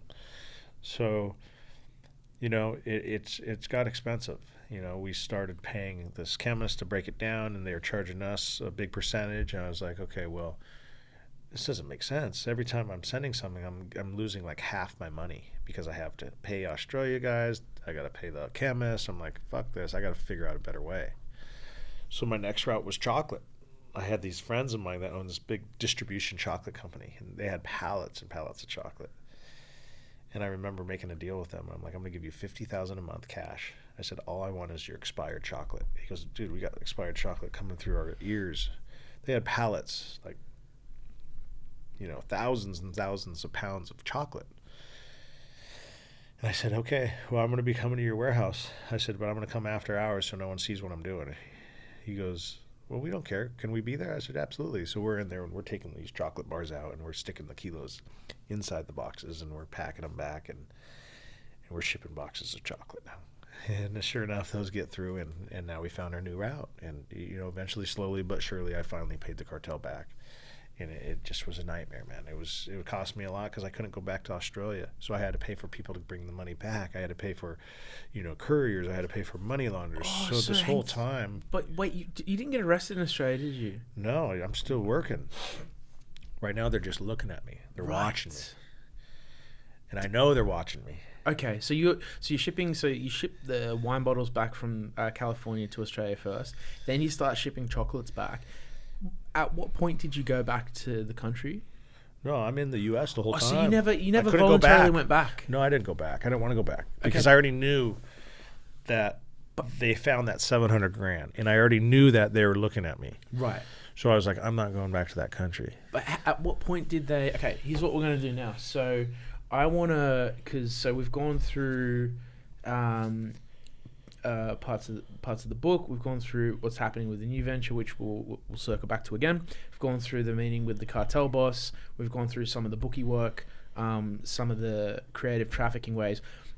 Why don't we talk a little bit about when you got busted and how you did your time in Australia versus how you did time, because most of it was done in America, right? Correct. So, you said it really well when you talked about the feeling of relief, right? Yeah. Because it's like, fuck, man, no more stress. Like, I can just sit in a fucking box and relax. Like, yeah. So why don't we, let's talk about that bust, how you felt, and then kind of take people through how you did the time. Because, man, it must have been so stressful, like, paying off that debt on your head. Yeah, once it was paid off, it was like, okay, I got that part taken care of, right? But I already knew that I was being taken down. Like, I already knew that our phones were tapped. My people in Australia had just gotten raided like 3 months prior. Some of my workers in America had gotten raided and they took money and they didn't even arrest them. So I knew something was coming. Like I was tracking people's cars and I knew they were FBI agents because we'd run their license plate. Can I say, is it because it's like you've got your operation, right? And you've got the cartel. It was almost like, and correct me if I get this wrong, but it feels like there was some sort of a wall between you and them where it's like they have their operation, but at this point, it was your operation that was under investigation. Is that right? That's right. I mean, to be fair, if you look at this, zoom out a bit, it's kind of better that it happened that way because you wouldn't have wanted to be caught in theirs. No. Because then it becomes ugly. I wouldn't be here. Yeah. So it's almost like you're like a... I'm going to describe this in a really weird way. You're a small to medium-sized contracted business to a multi-billion-dollar organization. That's right. They're doing what they do. It is what it is. But they're not under investigation. It's your business. Yep. So your operation, your network, they're all focused on you now. That's right. Okay. So someone gets raided in Australia that was working for you? Yeah, a couple of the lawyer gets raided. A couple of the people that were involved in the money laundering scandal got raided. And I knew something was happening because that same day, a couple of my workers in America got raided and they didn't get arrested. They just got raided. They took our money. They took some gold. They took some silver out of our safes. They took some of our weed plants. I'm like, okay. And they didn't arrest you? Like, that's all illegal. They're like, no, they didn't arrest us. I'm like, oh, that's not good. So I called one of my lawyers and they're like, usually when that happens, that means that the people that did that are investigating. He says, you're probably going to be indicted pretty soon. I'm like, oh, great. So I'm popping Xanax, I'm sniffing coke, I'm freaking out. And I knew it was coming, I just felt it. Like I knew, like every little thing I did, I knew like people were watching me. I remember one time I went to my place in Hollywood and I was walking back and This guy was like following me. I'm like, man, this is fucking weird. Was that out here in West Hollywood? Yeah, right here on Sunset Boulevard. So I was just like, man, I know this is coming. You know, I'd go out to dinner with my wife at the time, and we were going out with these guys that were laundering money for me, and I was like, man, these guys are like, they don't belong here. Like, they stick out like sore thumbs. Like, these guys are like wearing like Tommy Bahama shirts in the clubs in Hollywood. And my wife's like, who are these guys? I'm like, man, my mates from Australia sent them. I don't know who they are, but there are money laundering people. It ended up being the FBI. Bullshit. Yeah. So the Australians sent FBI out to... They didn't know. This is the problem. The fucking FBI went there and infiltrated these guys on a yacht party down in Sydney. No. Yeah. Wait, was this 2015? Yeah. Okay, ready? Yeah. Was there a guy called Pasquale on that yacht? Yes. Dude, how did you know? Liam knows a few things. Yeah. Did that yacht get shot? I don't know. Yeah, it did. Did it? So I don't he know. was You on gotta there. remember He was I've on been there. arrested. So Pasquale Barbaro. Wow. Yeah, he was on there with a couple of guys, and he was hectic, man. Like, Really? I can take you down a rabbit hole about him. Really? He was a wild motherfucker. Really? He just didn't give a shit. I knew someone that knew him really well. For people that don't know, this is a big gangster syndicate in Sydney at the time. The yacht was called the Ghost Yacht. Was it? Yeah. And the Ghost was owned by these big Russians, so they'd broker it out to like all the like billionaires and gangsters and royalty. I've been on the yacht many times. Yeah. But the yacht you're talking about, that I believe it was the Ghost Yacht, and Pasquale Barbaro, he ended up getting murdered out the front of a dude's house in I think it was Wahroonga on the North Shore. So he went there to try and like, he had so many like hits out on him because he would just fuck over everyone. And this is just how the story goes. You can research. I'll send you some YouTube videos. Anyway, long story short, he goes there. He's like, "Come on, man, you got to like take a few contracts off my head. Like, can you please help me out?" And he's like, "Oh, I'll make a few phone calls." And he walks out of the house, fucking bang, he gets Swiss cheesed. Wow. And so he bleeds out and he dies. And then the guy that they arrested for doing it, he'd pulled off like 5 or 6 hits in Australia. And you're not going to believe it. The guy that had him whacked, he was a fucking... How can I explain this? He was studying his MBA. So he was by daytime an MBA student with like A grades. Yeah. By nighttime, fucking gangster, hitman, drug runner. And it's like, how the fuck can you be these two things? Wow, what a savage, huh? Yeah, man. I was just like, Jesus Christ. But yeah, that yacht raid you're talking about, I think it was on the Ghost, and I think he was on that yacht as well. And he was the way he was described to me, because I knew someone that knew him. They made a movie about him called Australian Gangster. Really? I'm gonna send it. You would love it, bro. It's really good. And I said, what was he like as a person? He goes, Liam, he just didn't give a shit about life. He goes, he just didn't give a fuck. He's like, he didn't care if he lived. He didn't care if he died. He just hated the world. He didn't give a shit about life. And that's how I describe him. I'm like, all right, well, it's kind of where that ends. Yeah, that's how it ends. But, okay, tangential. So what happened is these guys got infiltrated, and these FBI agents are there and they're telling my people that are moving my product now in Australia are talking to these authorities without knowing. And the authorities say, hey, we move money, we can move any kind of money, and these guys, you know, they got them. Hook, line, and sinker. They understood that they were money launderers, and they knew we were having trouble getting the money back. So these people in Australia that I'm working with are like, hey, you got to meet our mate in America. He needs help. And they basically sent him to me. And that's the shitty thing about this situation. You know, these guys not only set me up with the FBI, but they set me up with this lawyer that ended up basically getting me indicted. Right. So I don't feel bad about what I did at all. You know, I'm honorable. Yeah. Nobody in the cartel got arrested. Nobody in the mob got arrested. Yeah. Nobody in my organization that was involved in organized crime got arrested except this crooked attorney. So I feel like, listen, you guys set me up. At the end of the day, I should be pointing my fingers, but I still waited for everyone to plead guilty and take deals before I did what I did. So. And it was the FBI that arrested you? Yeah, FBI. And the New South Wales organized crime. Yeah, those guys have.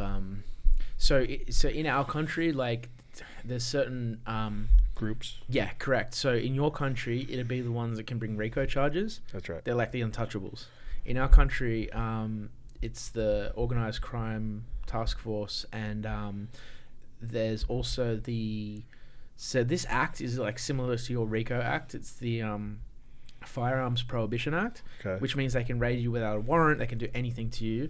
If they can like say that you've got a gun anywhere, they can basically do whatever they want to you. Same as the RICO charges. Yeah. It's like unlimited power. But that group, I believe, has like a very powerful reach. So if they were working with the FBI, you kind of up against two of the best. Yes. You know what I mean? Like, you're up against two A players, bro. Well, those two A players ended up giving me a RICO charge. Oh, you got RICO? Yeah, I got RICO. I didn't even fucking know that. That's why I have that Kingpin rule. That's the only reason I can put this from Golden Boy to International Drug Kingpin, because they gave me a Kingpin role. Yeah, so I got RICO'd. I was number 1 on the indictment. There's 22 others below me. So the FBI brought a RICO charge? They brought a RICO charge, yeah. Fuck, I didn't know that part. Okay, so... Right, so we'll backtrack. So the FBI partners with the Australian Organised Crime Task Force. They team up. You're in Hollywood. They send over some money launderers to meet you. Yeah, we're going out to dinner. My wife at the time's like, these guys are... Something's weird. They just like... We paid for the tab. I think it was like an $800 tab, and they tipped the same amount, like 100%. We're like, who does that, right? Like, we make money, and we don't even do that. Like, that's a little much, right? Like, they're showing off almost too much. So she said something's off. And when she said that, I started noticing, like, they would take me golfing and like, let's bet. And they're like terrible golfers, right? I'm like, who's going to want to bet? Yeah, who's going to want to bet? And they're a terrible golfer. I'm like, okay, this is bizarre, you know? And a lot of things just didn't add up. But I knew I was too deep. I've already done all these transactions with them. They've laundered millions of dollars back for me. How were they alleging that they were laundering it for you? Well, I'd give them, my mates in Australia would drop off, $250,000 at a time, and they'd launder it back and give it to me in the U.S. minus their fee. How would they tell you they were laundering it? Like, would they say, they won't tell me. They're just saying, hey, we're charging you 10% or 12%, whatever the fee was. So what they were doing was they had the New South Wales organized crime have Undercover pick up the money in Australia, and then in America they'd have the cash ready, and the FBI had an Undercover giving us the cash that was cleaned. So you're basically taking government cash? Yeah. Fuck. Yeah. Wow. Yeah, and spending it. Yeah. Yeah. We're taking it, dropping off, moving it, repurchasing cocaine, using it for sports betting. I mean, isn't it? So I've learned 2 things in the past 2 days. One was yesterday from Brian. I didn't know in America, like, people that rat get a percentage of like whatever gets seized. That's right. That's bad. They get a percentage of whatever's seized. So if they're an informant, that's got to go. And you get like let's say $1 million, they can negotiate like 20%. So they get $200,000. It's what I call rat capital. Yeah, that's rat capital. Living off that rat cheese. Yeah. Okay, so that's the first thing. The second thing is that, for people that don't understand the power of the government, one of the biggest organized groups on earth. Biggest mafia there is. Yeah, exactly. But, people might not realize that the government has, pallets of cash for these types of operations. Unlimited supplies. So, like, if the government wanted to set up someone bigger than you, they could be doing, like, multi-million-dollar drop-offs. Easy. Listen, driving Ferraris, they could do whatever they want. You could see how it would be hard for someone to kind of see through it, because I suppose when they're bringing cash, you're like, oh, well, they've got cash, so, like, there's that. And maybe, did that lead you to maybe ignore a few red flags? Yeah, because they're bringing that cash, and it's like clean, it's easy, right? It's going so smoothly. Too smoothly. You're like, oh wow, this is great, and you're telling your mates in Australia, like, hey, these guys are great. Keep using them. We're excited because he found us this guys that are cleaning our money like this, right? Right. So we're like, fuck, we found the new way. Was it the dodgy lawyer that put you onto these guys? The guy that introduced us. Okay. Yeah. So they're dropping off cash, but you see all your red flags, and your wife, to her credit at the time, said these guys seem a bit sus. Yes. At what point did that turn from, like, there's just these 2 weirdos hanging around moving money for us, to, like, all right, this is the day that I've actually been busted. Like, this is the day that it all kind of comes closing in, and this is the start of my new, like... Well, they needed a controlled buy at this point. So they infiltrated me, and they're like, hey, we move a lot of money. Hey, we also move cocaine into Australia. I'm like, oh, do you? Like, right? Like, right? Like, okay, yeah. Really? Like, well, how do you do it? He's like, no, don't worry. We got our ways. I'm like, well, can I piggyback? And he's like, yeah, we need you to sell us 5 birds. He says, if you sell us 5 birds for us to send it to Australia, we'll let you piggyback a couple of them for free. I'm like, okay, no brainer. So I call one of my workers. I said, hey, drop off 5 birds to this Al Wilson. And unbeknownst to me, he's an FBI agent, and I didn't know. And so we get those 5 birds dropped off, and then I say, here's my 2 so I can piggyback on the ride. The ride goes to Australia. And this whole time I'm like, okay, cool, we got the cash. You know, he paid for them, and I'm just waiting, right? And he's like, he's sending me messages on the encrypted phone saying, hey, everything's going smooth. It's almost to Australia. And then, 2 days later, we get arrested. Right. And where were you when the arrest happened? I was on the golf course. Yeah, I was going to meet them to golf. Yeah, these guys were supposed to discuss the money about how we were going to transfer the next batch because they just sent 5 kilos plus my 2. And they had money coming in from Australia, and we were supposed to discuss this transaction. Yeah. So they called me for a tea time, and we had it reserved at one of the finest country clubs in San Diego. Right. And I showed up there, and sure enough, that's the day that the shit hit the fan. What was the setup like? It was a weird setup. I showed up in my Porsche Panamera, right, and no one's there. I got a Porsche as well. Yeah, good choice, good taste. Yeah. I showed up and there was nobody there. I'm like, oh fuck, am I early? So I was like 20 minutes early. I was like, I'm gonna go to McDonald's. Had a cup of coffee. Had a McMuffin, egg McMuffin. I was like, okay. He called me. He's like, hey, I'm in the clubhouse. Where you at? I said, man, I was just over there. No one's there. He goes, come on, we got to tee off. Hurry back. I'm like, all right. So I get back and I pull in, and the caddy comes, this little kid grabs my clubs. I go to grab my bag. I turn around and boom, fucking agents coming out of the bushes, helicopter in the sky, handcuffed. I hear this. I'm like, oh, fuck, this is it. I'm finally done. They came out of the bushes? Came out of the bushes. The fuck, what, camouflaged? No, they were just, the bushes were all like in front of where I parked. So they were already there just waiting, right? And it was like a scene out of the movies. It really was. So you got helicopters, agents behind the bushes, agents behind cars. New South Wales. Wait, so New South Wales and they were there. So they flew over for this event. Yeah, they love this. Must have free tickets to California. They wanted me. They were watching me for 2011, probably 4 or 5 years almost. So this would have been their big day. It was a big day. The guy said it was the biggest bust of his life. Oh, good for him. Yeah. You should hit him up when you got a $1 billion ice cream company. He'd be like, here's the biggest company in my life. Yeah. So, all right. I mean, I'm sure they were like popping bottles after this or whatever. Oh, for sure. Yeah. Okay, so you've got all your mates there from Australia. Yeah. And then you've got your new friends from the FBI. So it's a big reunion of everyone. Yeah. And I assume the FBI cuffed you up. And then where do they take you after that? They try to take you to cooperate, and that's when you're like, no, it's not happening, gents. Right. You know, this is where I tell you to speak to my attorney. You know, I was waiting for this day to happen because I already had that attorney on retainer, and I already knew what to say. He's like, don't say shit. And that's what I did. I played that field. And so 2 things. Number 1, this dodgy lawyer in Australia, probably key to like what brought down most of this part of the empire. Is that fair to say? Yeah, what happened was him wanting to go after that $700K is what started them to investigate. Why go after something if it's going to bring eyes on you? If we wouldn't have tried to go after it, guess what? Oh, okay. They would have never known. So, okay, so when you say dodgy lawyer, you mean dodgy in the sense that, like, is it he was trying, his name is Michael Croak. Right. It's public record. Right. He was trying to go and get that $700K back because he had an agreement with me that he was going to get half. Well, once I got my discovery, I realized that he wasn't going to get half. I had a wiretap saying, oh, fuck that American, I'm going to take it all.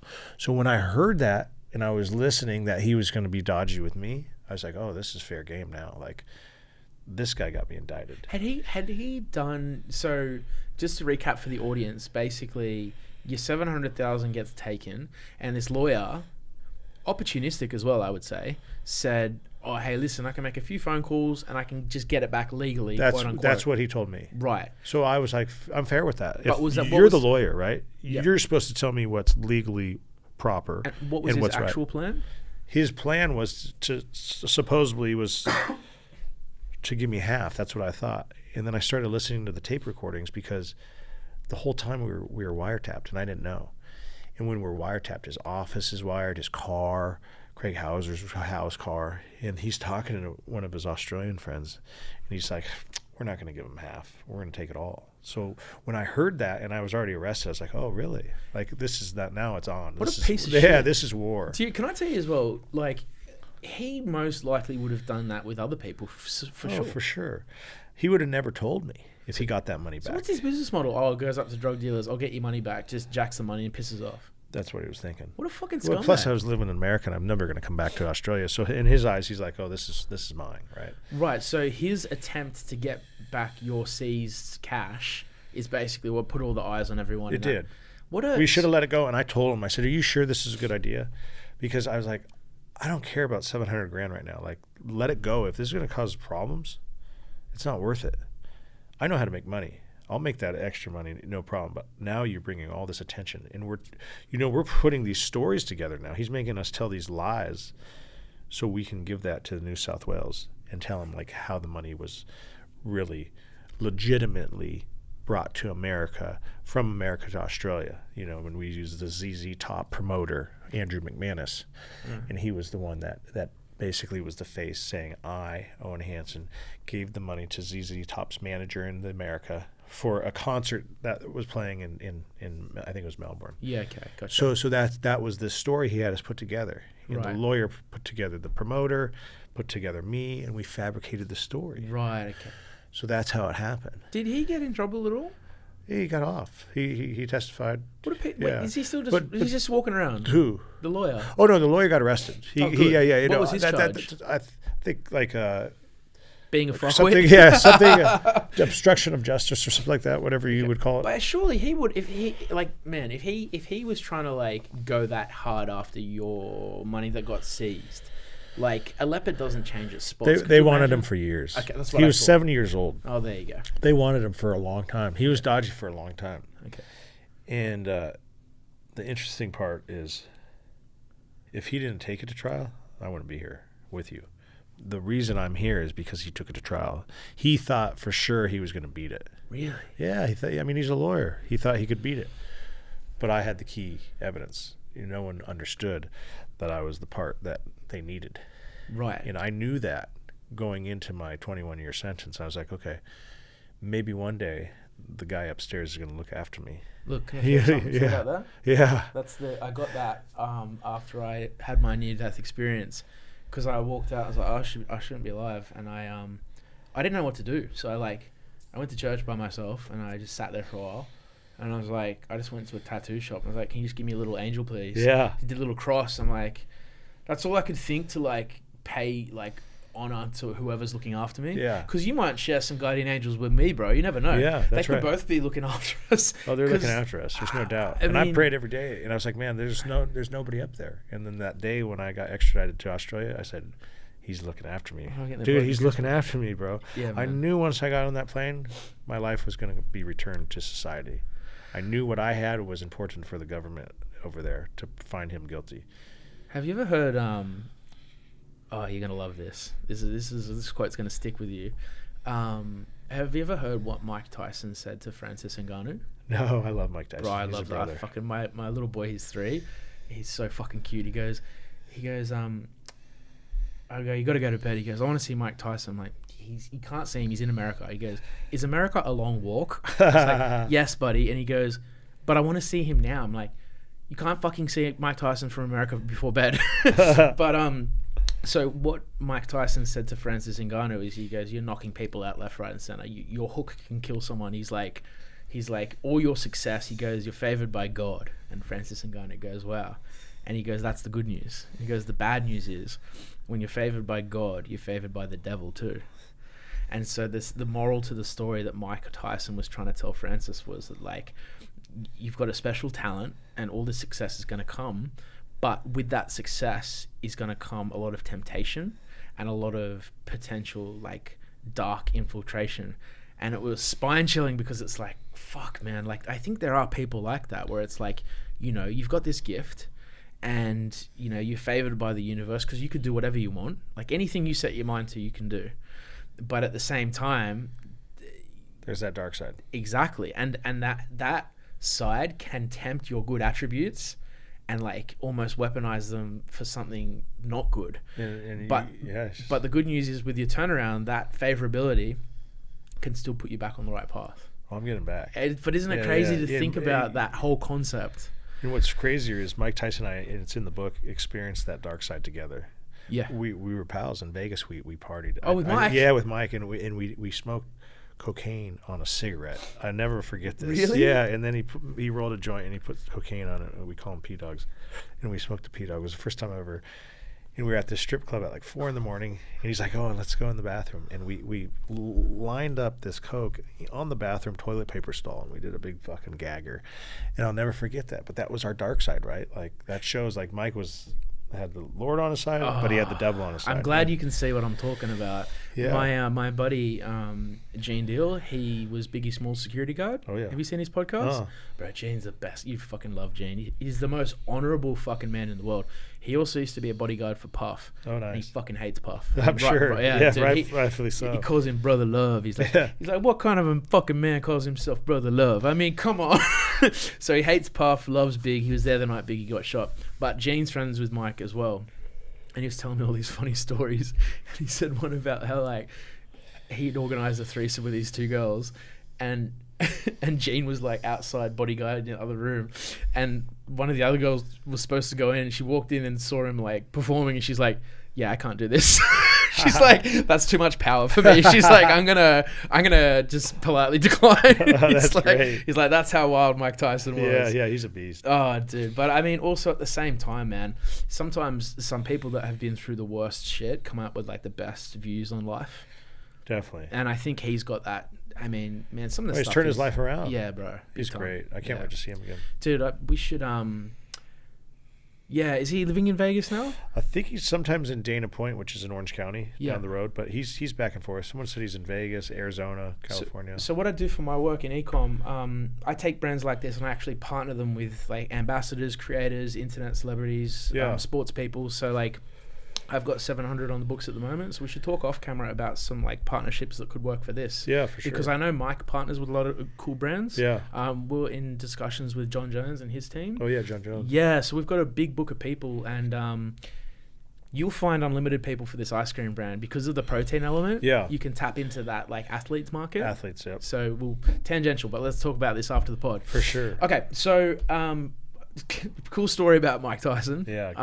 That's it's in the book. Okay. So by the way, guys, I'm going to put a link to the book and the ice cream and the merch in the podcast. I think that'll do well, man. The one I did with Gene, that I think we stacked like 120k views. I had this other girl, she was like a trafficking survivor, did 250,000 on YouTube on that. Really? For what though? Human trafficking. I know, but what is she making her money off of? Oh, she's got like her own books as well. Really? Okay. Yeah, dude, her stories. I mean, how can I preface this? Like, watch it, but like, be in a good headspace. Yeah. Because you will hear some dark shit. Like, I showed someone the trailer and they said, I feel empty, I don't know what to say. Yeah. Because you'll see the darkest side of humanity and it's hard to watch. It has to be told because people need to know it exists. Because you can't stop something if you don't know it exists. But, man, what she had to go through, it's just horrific. Like, some of these elite families, like what they do to kids and stuff, it's disgusting. Yeah. It's just fucking evil, bro. Like, you know, you see people in jail for drug dealing, and you got these elite pedophiles they're the walking worst. around. They're not really accepted in the prison system. Yeah, thank God. Yeah. I think Miami just introduced mandatory death sentences for them. Really? Yeah. Wow. No, sorry, not mandatory death sentences.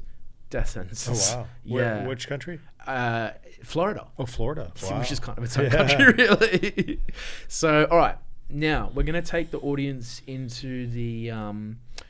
are you comfortable to go into the prison chapter? Is that something you're comfortable with? Yeah, I mean, okay. Prison is prison. You know, It's not a place you never want to go. That's what I tell people. And couldn't agree more. Obviously, a lot of spare time, which you've really made the most of. I utilized. Yeah, I got my master's degree too. What in? I got it in business administration. Bullshit. Yeah. You know I have a master's too. No way. Yeah. I just never tell anyone. Dude, it took me 4 You're years. the first person I've told in that's 3 awesome. years I got a master's degree. Because I never used it. Yeah, I use it. I used it to start this this brand and to understand, business aspects. And, I had to do something there because like I told you, you can only do so many push-ups, right?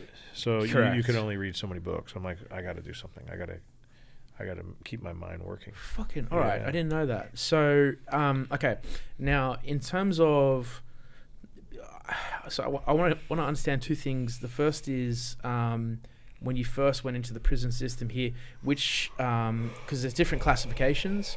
So which one did they put you in? So I started at a United States Penitentiary in Lompoc, which is in like Santa Barbara County, and I spent a year there, and then I eventually moved down to a lower level, which is FCI Lompoc, and then I spent a couple of years there, and then that's when I got extradited to Australia in 2020. Right. What was the point of that? How long did you serve in Australia? 6 months. It was Why did they want you to serve 6 months? Because it was to resolve this issue with the lawyer. Oh, so you had to go over there as a part of that case. That was part of the case. That was part of my agreement. I mean, that's why I knew the Lord was watching me, because that day I got picked up from the Aussies in America. I was like, okay, there really is a Lord. There's someone up there looking after me. Bro, yeah, without question. Yeah. Can you talk us through how that part of the case saved you from doing more time? Yeah, I mean, it was real clear that in America, if you're able to provide evidence after the fact that helps the case, whether it's in the U.S. or another country that worked on this case, which Australia worked on the case with America, it was like two organizations working with each other, the FBI and New South Wales. So it was like one guy's scratching one guy's back, and they allowed me to go over there and take the stand against this lawyer. In return, the prosecution in Australia wrote a letter to my judge in America, and that's where the judge in America says, okay, well, I see that it's part of this case that Owen was in, years ago, and I can't go against Australia's prosecution. I mean, they're asking for a reduction of sentence because he provided evidence in this case. And really? Yeah, and that was what saved me. So, okay, so you were looking at what, 21 years? 21 years, yeah. And the cooperation against the dodgy lawyer got it down to... So originally I was at 21, and then it dropped it to 12 and a half years. So they knocked off about 8 years. And you only had to do 7 of the 12? No, I've been incarcerated 9 inside okay. behind the fence, and after I get out of the halfway house, it'll be exactly 10. Okay. So when I tell people like, oh, I've been in prison 10 years, it's because in the Bureau of Prisons, you're still under the Bureau of Prisons. Like right now, I'm under the Bureau of Prisons. Right. I'm just it's called a halfway house. Yep. So they allow you to go to your job, allow you to do things that are work-related or related for the prison. So are you technically on parole? Is that right? Not yet. Not yet. Okay. As soon as I get out of the halfway house. Oh, so you're not even paroled yet? Not yet. So you're basically still kind of No, I'm under the Bureau of Prisons. Oh, wow. Yeah. Like this has had to get signed off by the warden. So this is basically like me doing a podcast from within prison but outside prison. Exactly. Wow. Yeah. Okay. That's the first for me. It's the first for sure. I mean, isn't it crazy though? Because like, man, this is a testament to your character. Because Brian, who we had on yesterday, a buddy of yours, like, I feel like there are two types of people that come out. The ones that are like super motivated, ambitious, they've learned their lessons, they really want to like build and grow and contribute. And then the ones that come out and they're just like, they can't really be helped and they're going to go back in. They know how to go. The fact that you guys have both built these incredible businesses, like whilst either on parole, half-wayed, or on bail, like that's fucking incredible, man. I mean, for real, to be able to build a business, it's tough at the best of times. Yeah. But to do it like whilst under the thumb of the prison system. I built this while inside. That's what do they crazy. say about it? Are they cool with this? They love it. Yeah. Everyone likes a comeback story, right? Bro, dude, I'm speaking to these girls in Spanish, and Yeah. they're like, they're talking to me, my case managers, and like, Yeah. they're looking at me, they smile, and then I'm speaking Spanish to them, and they're like, wow, like how can you say no to me asking for permission to go talk to you about my story, right? I'm not showing that like, oh, I was this kingpin and I was fucking making money. Yeah, that's part of the story. But at the end of the day, it's what landed me in prison, and it's what's going to make me a better person when I get out. Oh, without question, man. And listen, a rising tide lifts all boats, and like, for me with my businesses, so I've got a bunch of e-commerce brands. I've got skincare, hair care, health, wellness, got a whole bunch of stuff. We're getting into some info products, and this podcast for me, it's just fun, but it's taken off like a fucking rocket, so that's kind of cool. But the best thing about it is, and this is what will happen for you too, is like the better you do, the more you elevate everyone around you. So this stuff's going to start creating jobs, it's going to improve lives, and especially when you got a healthy product. Like when we had my brand over here in the hemp extract in California, dude, we had people reaching out that had like cancer, that were like, this has really helped with my aches and my pains. And so to be able to create something that like is a business that adds value to people's lives and can create jobs and opportunities, like there really is something rewarding about that, and also it is kind of cool to have something, just an idea up in here, and then fucking put it out into the world. That's the most fun part. That's the coolest part, right? Just watching this brand build. Dude, I remember my first brand, like I opened the website and one person bought one thing, and I thought, fuck man, someone's pulled out their wallet, taken out their card, put it into the computer and bought something that I just thought of. Yeah. And that's cool. Now we've got tens of thousands of customers. I'm like, I don't know, man. It's just a cool thing to do. Yeah. Yeah. So I remember I started this brand in prison, so it's on my Instagram. Yeah. I started it in a mop bucket. So for all of you guys don't know what a mop bucket is, what you use to clean your cell. And I would take that mop bucket and I'd put a trash bag in there, and I put ice, because we don't have freezers in prison. So I put ice and I put salt. If you put enough salt with ice and you shake it, it turns into a hardener. Oh, so you started making the ice cream in prison? Yeah. So there's a video on my Instagram that you can see. And in prison, it was called Kingpin Creamery. And then when I got out, I wrote the book, obviously, The California Kid. I'm like, I have to have it relate to my story. So that's why I called it California Ice Protein. Yeah, man. Dude, it's an incredible product. Yeah. And I know that it will do well, because I've been doing this stuff for a decade. And I always say, if you can just take one thing that's already popular and pivot it, millions. Yeah, I reverse engineered it. Correct. Right? I'm like, take the sugar out. Take all the bad corn syrup, all that crap that people don't want. Now let's put monk fruit, let's put Greek yogurt, let's put protein. Like that everyone needs protein, right? Yeah. I don't even care if you don't work out, you still need protein. Oh, dude, I'm a slut for protein myself. So okay, all right. So you do your time in the prison. I didn't know you did 9 years, man. I'm sorry, dude. That's a good amount. That's a good time. But it just means you got to work 9 times harder, right? That's right. To be real, I feel 9 times younger right now. I'll tell you what, you get thanks, brother. And how the fuck you and Brian age backwards? You're coming in here looking younger than me. You got better tans. Dude, you got to realize like a fucking ghost. Hey, we sleep all day in there, man. You got to realize you're getting. I tell people, you're sleeping your 8 hours. You're never outside in the sun, right? You're drinking a lot of water. You're eating fish. You're eating rice. So it's like you constantly working out. You're not drinking alcohol. The worst thing you can do is drink alcohol. That's what makes you puffy. And then the sun, obviously, gets you wrinkly. It makes you look old. So are you off the drinks at the moment? Yeah, I'm off everything. I'm about to go do like 2 months clean off, because it's just the cognitive clarity that you get when you're not drinking. It's just, I need that. Yeah, I work so much better when I'm sober. Me too. Dude, I'm a beast. I wake up at 4:30 every morning. Yeah. And I'm done like by 10 o'clock, and I just straight through. Do you find, because like most of your circle will be like entrepreneurs and whatnot, similar mindset, like health, wellness, fitness, no drinking, clean living? Yes. That's the lifestyle I'm going to be around, right? So right now I'm still in the halfway house, so all these people are still drug addicts, right? But the people I'm setting up to be around are all, businessmen. Do you enjoy life more now being around those types of people than being around people that just want to party 100%. Yeah. Hey, people are like, I can even tell by your energy, bro. Like, dude, you just seem so much chill. happier being around like good energy, as opposed to just like partying all the time. Dude, I'm relaxed. I feel people like, but you're not making money. I said, man, I'll make money. I said, I haven't made $1. I'm not gonna lie, bro. But I know it's coming. 100. And I don't care, because I feel this is like the best I've ever felt in my life. Between you and me, I'll tell you right now as well. I know that it's coming. Yeah. And for what it's worth, like I've almost been bankrupted twice. Yeah. Once I had a client rip us off for $100,000. I had $2 in the bank. Made it all back. Yeah. The second time, I lost $250,000 cash on the deal. I was pre-IPO. The directors lied. All the money was gone. And then my investor into my other business had a cash crunch. So I had $1 million worth of stock with $0 in the bank. So I lost $250,000 cash, all gone. I had a $5 million business doing $100K a month, all gone. So I went back to zero.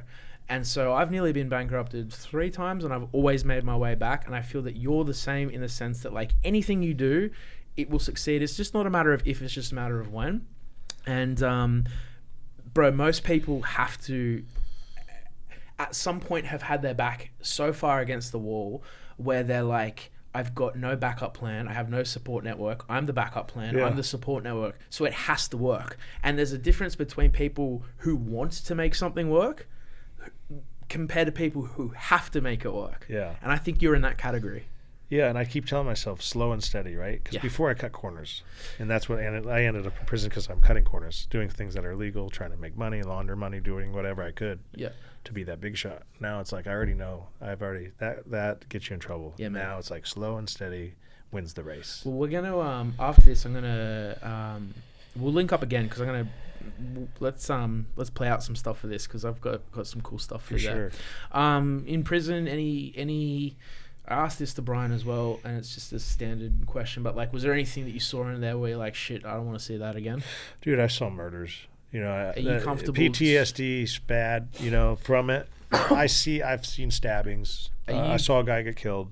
I saw 2 guys hanging from their bunks. I've seen 2 guys overdose from heroin. I mean, I've seen it. You know, it's tough. Man. Prison's a dirty place. Like, to the extent that you're comfortable, are you comfortable about talking us through, like, let's say just one story where you saw something from start to finish and you're like, yeah, man, this is not where I want to be? Like, what was the most impactful thing that you saw where you're like, this is fucked? There was one instance when I came back from Australia. I was stuck in MDCLA, which is like not the Metro Detention. Yes. Bullshit. I was sent there, and there's Mexican mafia members there. They're like the most powerful gang in the prison systems and on the streets. So Mexican mafias are basically they're like the mafia of Mexicans, Mexican street gangs. And there's only about 200 of them in the world. And there was like at the time like 5 of them in this prison. And whatever they do, whatever they say has to be done. It's mandatory. And one of their soldiers had a drug debt for like $3,000, and he told some of his other soldiers, "Hey, go poke him up. Just poke him, because once you poke him, he's gonna get the clue that he's got to pay his debt." So their job was just to go stick him a couple times in the side, put a little fear in him, and then he was gonna call mommy and daddy and get that $3,000 and pay the senor, the black hand we call him. So they went to poke him, and the dude died. This is during COVID, and we were locked down. So we were locked down until a shower. We get showers every Monday, Wednesday, Friday. So this happened on a Friday. So we're locked down Friday, Saturday, Sunday. Come Monday, they pop our doors, and the whole room just reeks. And I'm watching it. I'm like, holy shit, this dude's been dead in there for 3 days, and his bunkie, who was part of it, who ended up doing the poking, is sleeping on the top bunk. And they open the door, the cops open the door and go, holy shit. And this dude's been dead for 3 days, just rotting there. And I remember they brought the FBI in, and they brought everybody in. They interviewed every one of us, to see what happened. And everyone's like, no, we don't know what happened. That's what we're supposed to say. And, this Mexican mafia member gets charged again for another life sentence. And they're like, wow, just like this, what am I doing here? You're like, I don't belong here. I'm just a surfer kid from Redondo Beach. I'm dealing with guys that are getting killed here. Oh, man. And that's kind of like, was an eye-opener. I'm like, man, I just got to get out of prison. Like, whoa. You just like keep your head down. Just keep your head down and just don't get into debt, right? Yeah. I don't do drugs in prison. I don't do them anymore. But these people are doing what they're doing on the street. Like, you go to prison to rehabilitate, and that's the message I got. Like, the judge sentenced me to those years because he wanted me to get sober. He wanted me to earn my MBA, write a book. That was all in my thought process. These other guys that get arrested, they just go back to the same thing. They're doing drugs, they're gambling, they're stabbing people, they're fighting. It never ends. I'm like, okay, this is not a place for me. Yeah, man. Jesus Christ. I'm sorry I had to say that's fucking horrific. And you said there was overdosing in there? Oh, so many overdoses. Heroin. What does that look like? Well, I remember right when I got into prison, these 2 white boys were in the 2-man cell, and they had shot some heroin. We didn't know. The guards, every half an hour, they come by and they check the cells to make sure you're breathing. And the guard came by and he checked, flashlighted in, and the guys weren't breathing, and so they opened it up and they hit the deuces. Hitting the deuces means like man down, and all the guards come in, and sure enough, these guys were overdosed on heroin, dead. Yeah. Two of them. Both of them hit the same heroin. Was it a bad shot or something? It was probably laced with fentanyl. That's when that fentanyl started coming around, like 15, 16. Yeah. So it's most likely laced with fentanyl. Was it? I thought it was like more like 2018 or in California. Right. Okay. Remember, we're the first ones to get it because of the border. And San Diego's right next. I blame capitalism for fentanyl. Yeah. I love capitalism, but it's like, everything's got its, what is it? Like it's, everything good comes at a price of something like tangentially bad. And I think the fact that someone invented something 50 times stronger than fucking heroin. Awful. That was always going to be. Fucking killing everybody. It was 500,000 people already. People are dying left and right, even in the prison systems. Man, it's bad. Okay. And another question as well, if you don't mind me asking, but like, obviously, I have a lot of people on that have done some time, and this podcast is a turnaround podcast. So we want rags to riches. We want underdogs. That's what we're all about. It's what we love. It's what I love. Yeah. But one thing that one dude I had on said that hit me was, he goes, it took many years before, like, a lot of his dreams, every time he'd dream would be about prison. It took many years for that to stop. Did that happen to you? No, what's happened to me is this, though. I have PTSD from the prison. Every time I hear like a screeching, like if I'm in the gym and I hear I'm thinking there's a fight, because in prison, if you hear that screeching of the feet, people are fighting. Anytime I hear the keys dingling, it's a cop coming. So every time if I hear your car keys dingling, I get nervous. I'm like, oh fuck, the cops are coming. So that's what I'm having trouble with right now, and I haven't got past that. How many years? And I have to be with always my back against the wall. Yeah. Like right now, I know no one's behind me, so I'm good. Yeah. And it's a terrible feature. You go on a date, and the girl's like, no, sit here. And I'm like, no, I'm not sitting there. I'm sitting against the wall. Yeah. Like, I want to see everything. And people that talk to me and they go enjoy coffee, they're like, man, you're very observant, right? Like, I'm constantly looking, because you never know. It's like, I tell people, prison's like a dance. Sometimes you lead, sometimes you follow. You got to sit back and you got to watch. And that's what happened to me. And now I still feel that prison's mentality is there still. It hasn't left me. I'm hoping when I get out, it gets better. I do therapy, I work out, I breathe. Yeah. But I'm still in prison right now. Hey man, listen, like, for what it's worth, just having known you for the short period of time, you're doing well, man. Yeah, thanks, brother. And not only that, man, just the way that you can like interact with people, and like, listen, I'm a CEO, right? Like, when I was going through my stuff, I had to zip it up, smile. I couldn't buckle for anyone, because if I have a bad day, there's 50 employees who have a bad day. If I take a day off, there's 50 people who don't have access to me. And I feel like you're in a similar spot where you have to just zip it up, because there are people that depend on you, including yourself. Yep. And you can't let any of those people down. And I feel that, man. I have to do it too. Absolutely. It's hard. It's part of being a man, really. That's right. It's part of being a businessman, right? Yeah. There's no days off, you know, and I work every day. I don't think we'd do well working in the subway. Yeah, definitely not. We'd probably get fired, bro. People are like, you work out every day. I said, dude, you got to treat your workats just like you treat brushing your teeth or taking a shower. It's part of your daily life. I go mental if I can't work out, bro. Even I said before over here, I was like, I hadn't worked out in 2 days. I'm going crazy. It's a lifestyle. You just got to live by it. Yeah, I don't know how people can't work out. Yeah, I know. Fucking weirdos, man. Yeah. That PTSD thing, it's weird. Everyone I have on this podcast, like, they've got a bit of it, but it always comes from somewhere different. So it could come from childhood, it could come from prison, it could come from an incident, like, but I feel like I've got a lot of exposure to it. I'm intimately familiar with it. Yeah, man, for better or worse. Like, what's that UFC fighter, Sean Strickland? Sean Strickland, yeah, I heard him. Yeah. Did you ever hear the podcast where he's talking about his dad was like heaps violent? It was with Theo Von. Oh, really? Yeah, I'll send it to you. It's pretty intense, but like, he starts talking about how him and his mum had to hide under the table when his dad was smashing up the house. Wow. And he's like, I was just a little kid, and he starts like freezing up and like getting really emotional. And Theo kind of pauses the podcast. I was listening to that in my kitchen. I had my headphones in, I was cooking, and my whole body froze up. I couldn't move, and I couldn't take the earphones out. I froze. Wow. My whole body went white. I'm like, what the fuck? And it sucked me back, because I had the same upbringing, so it sucked me back under the table with my mum when our dad was smashing up the place, and I fucking couldn't move, man. Like, I was just frozen. I was listening to Sean talk, and what the fuck is happening to me? Similar story. And I remember he'd stopped the story, and like, I kind of came back a bit.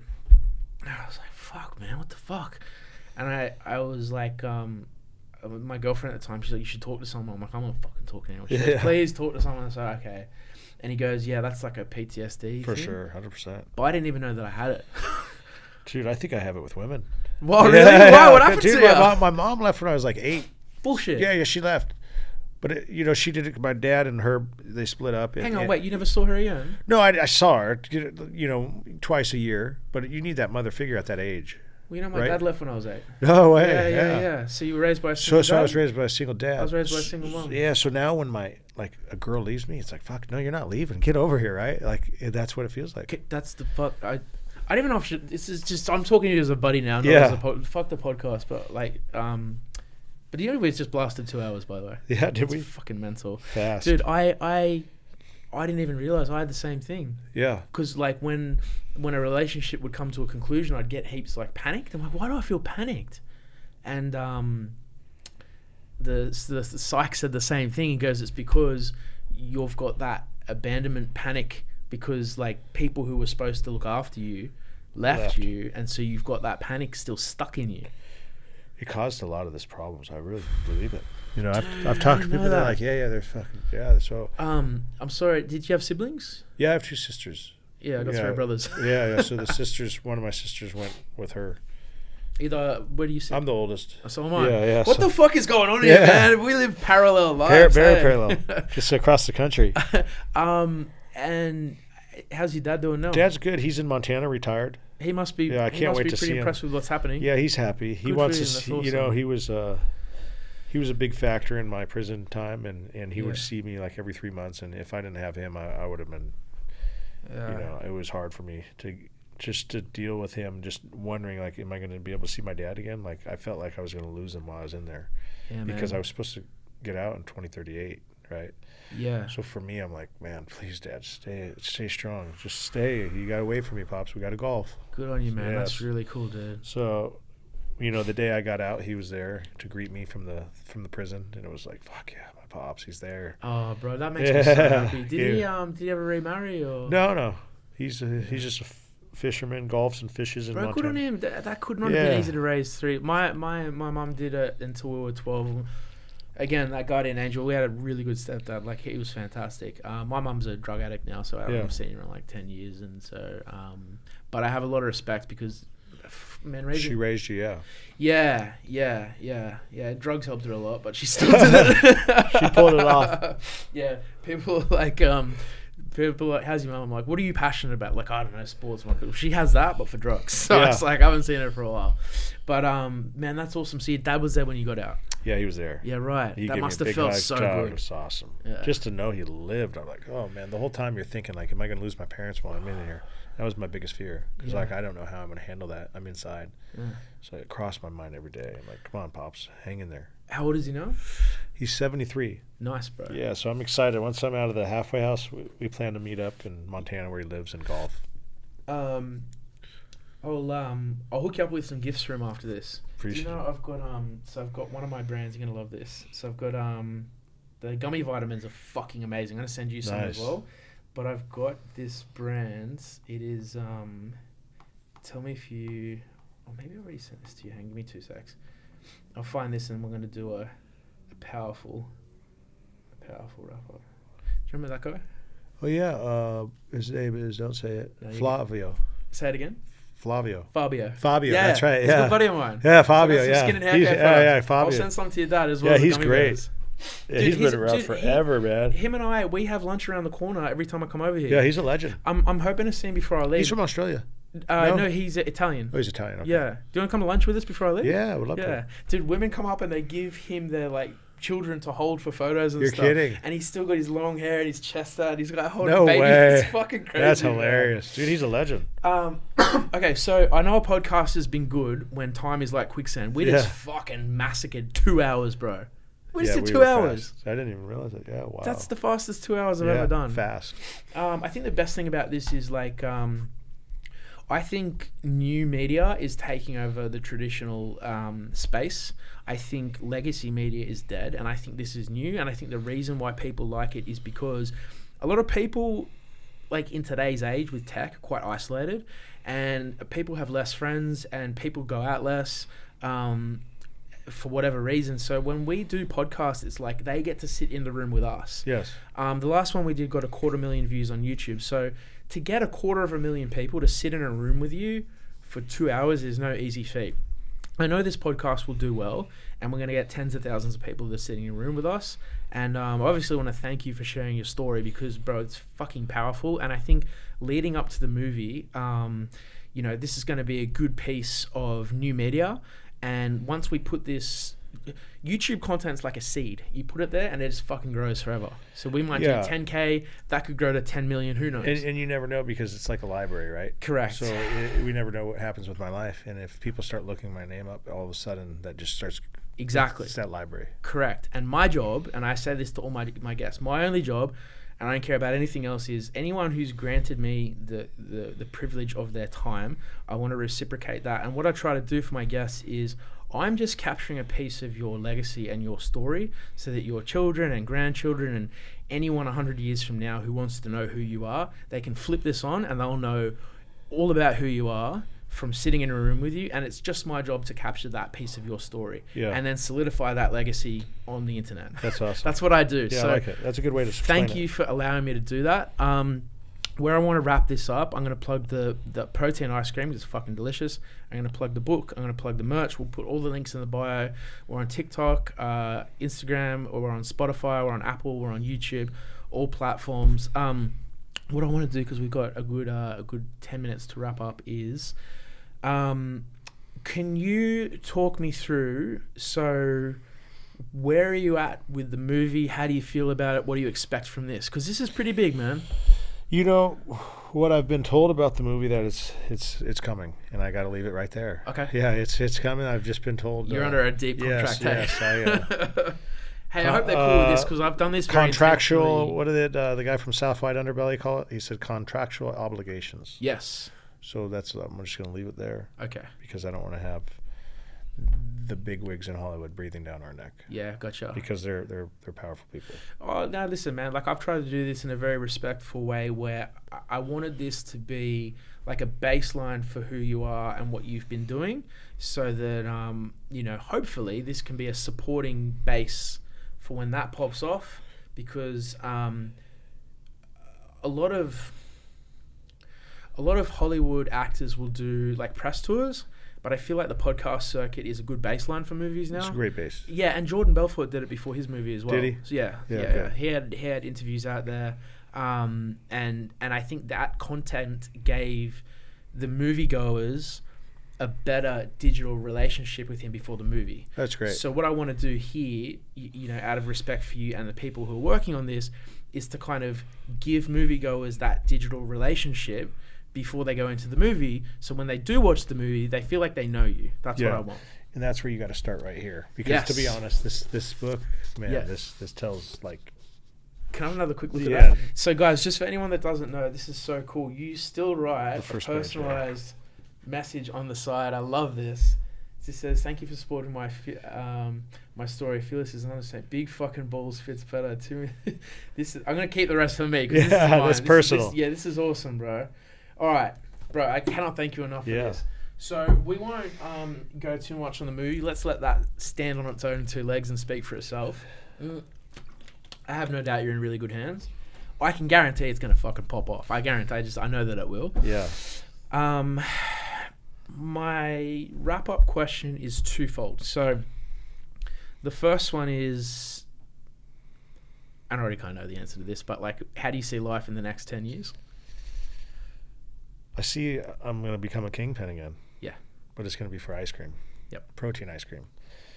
And I think my exit strategy is, you know, let's sell for $1 billion and let's do something else, right? Something I enjoy, maybe real estate development, maybe, you know, speaking to schools.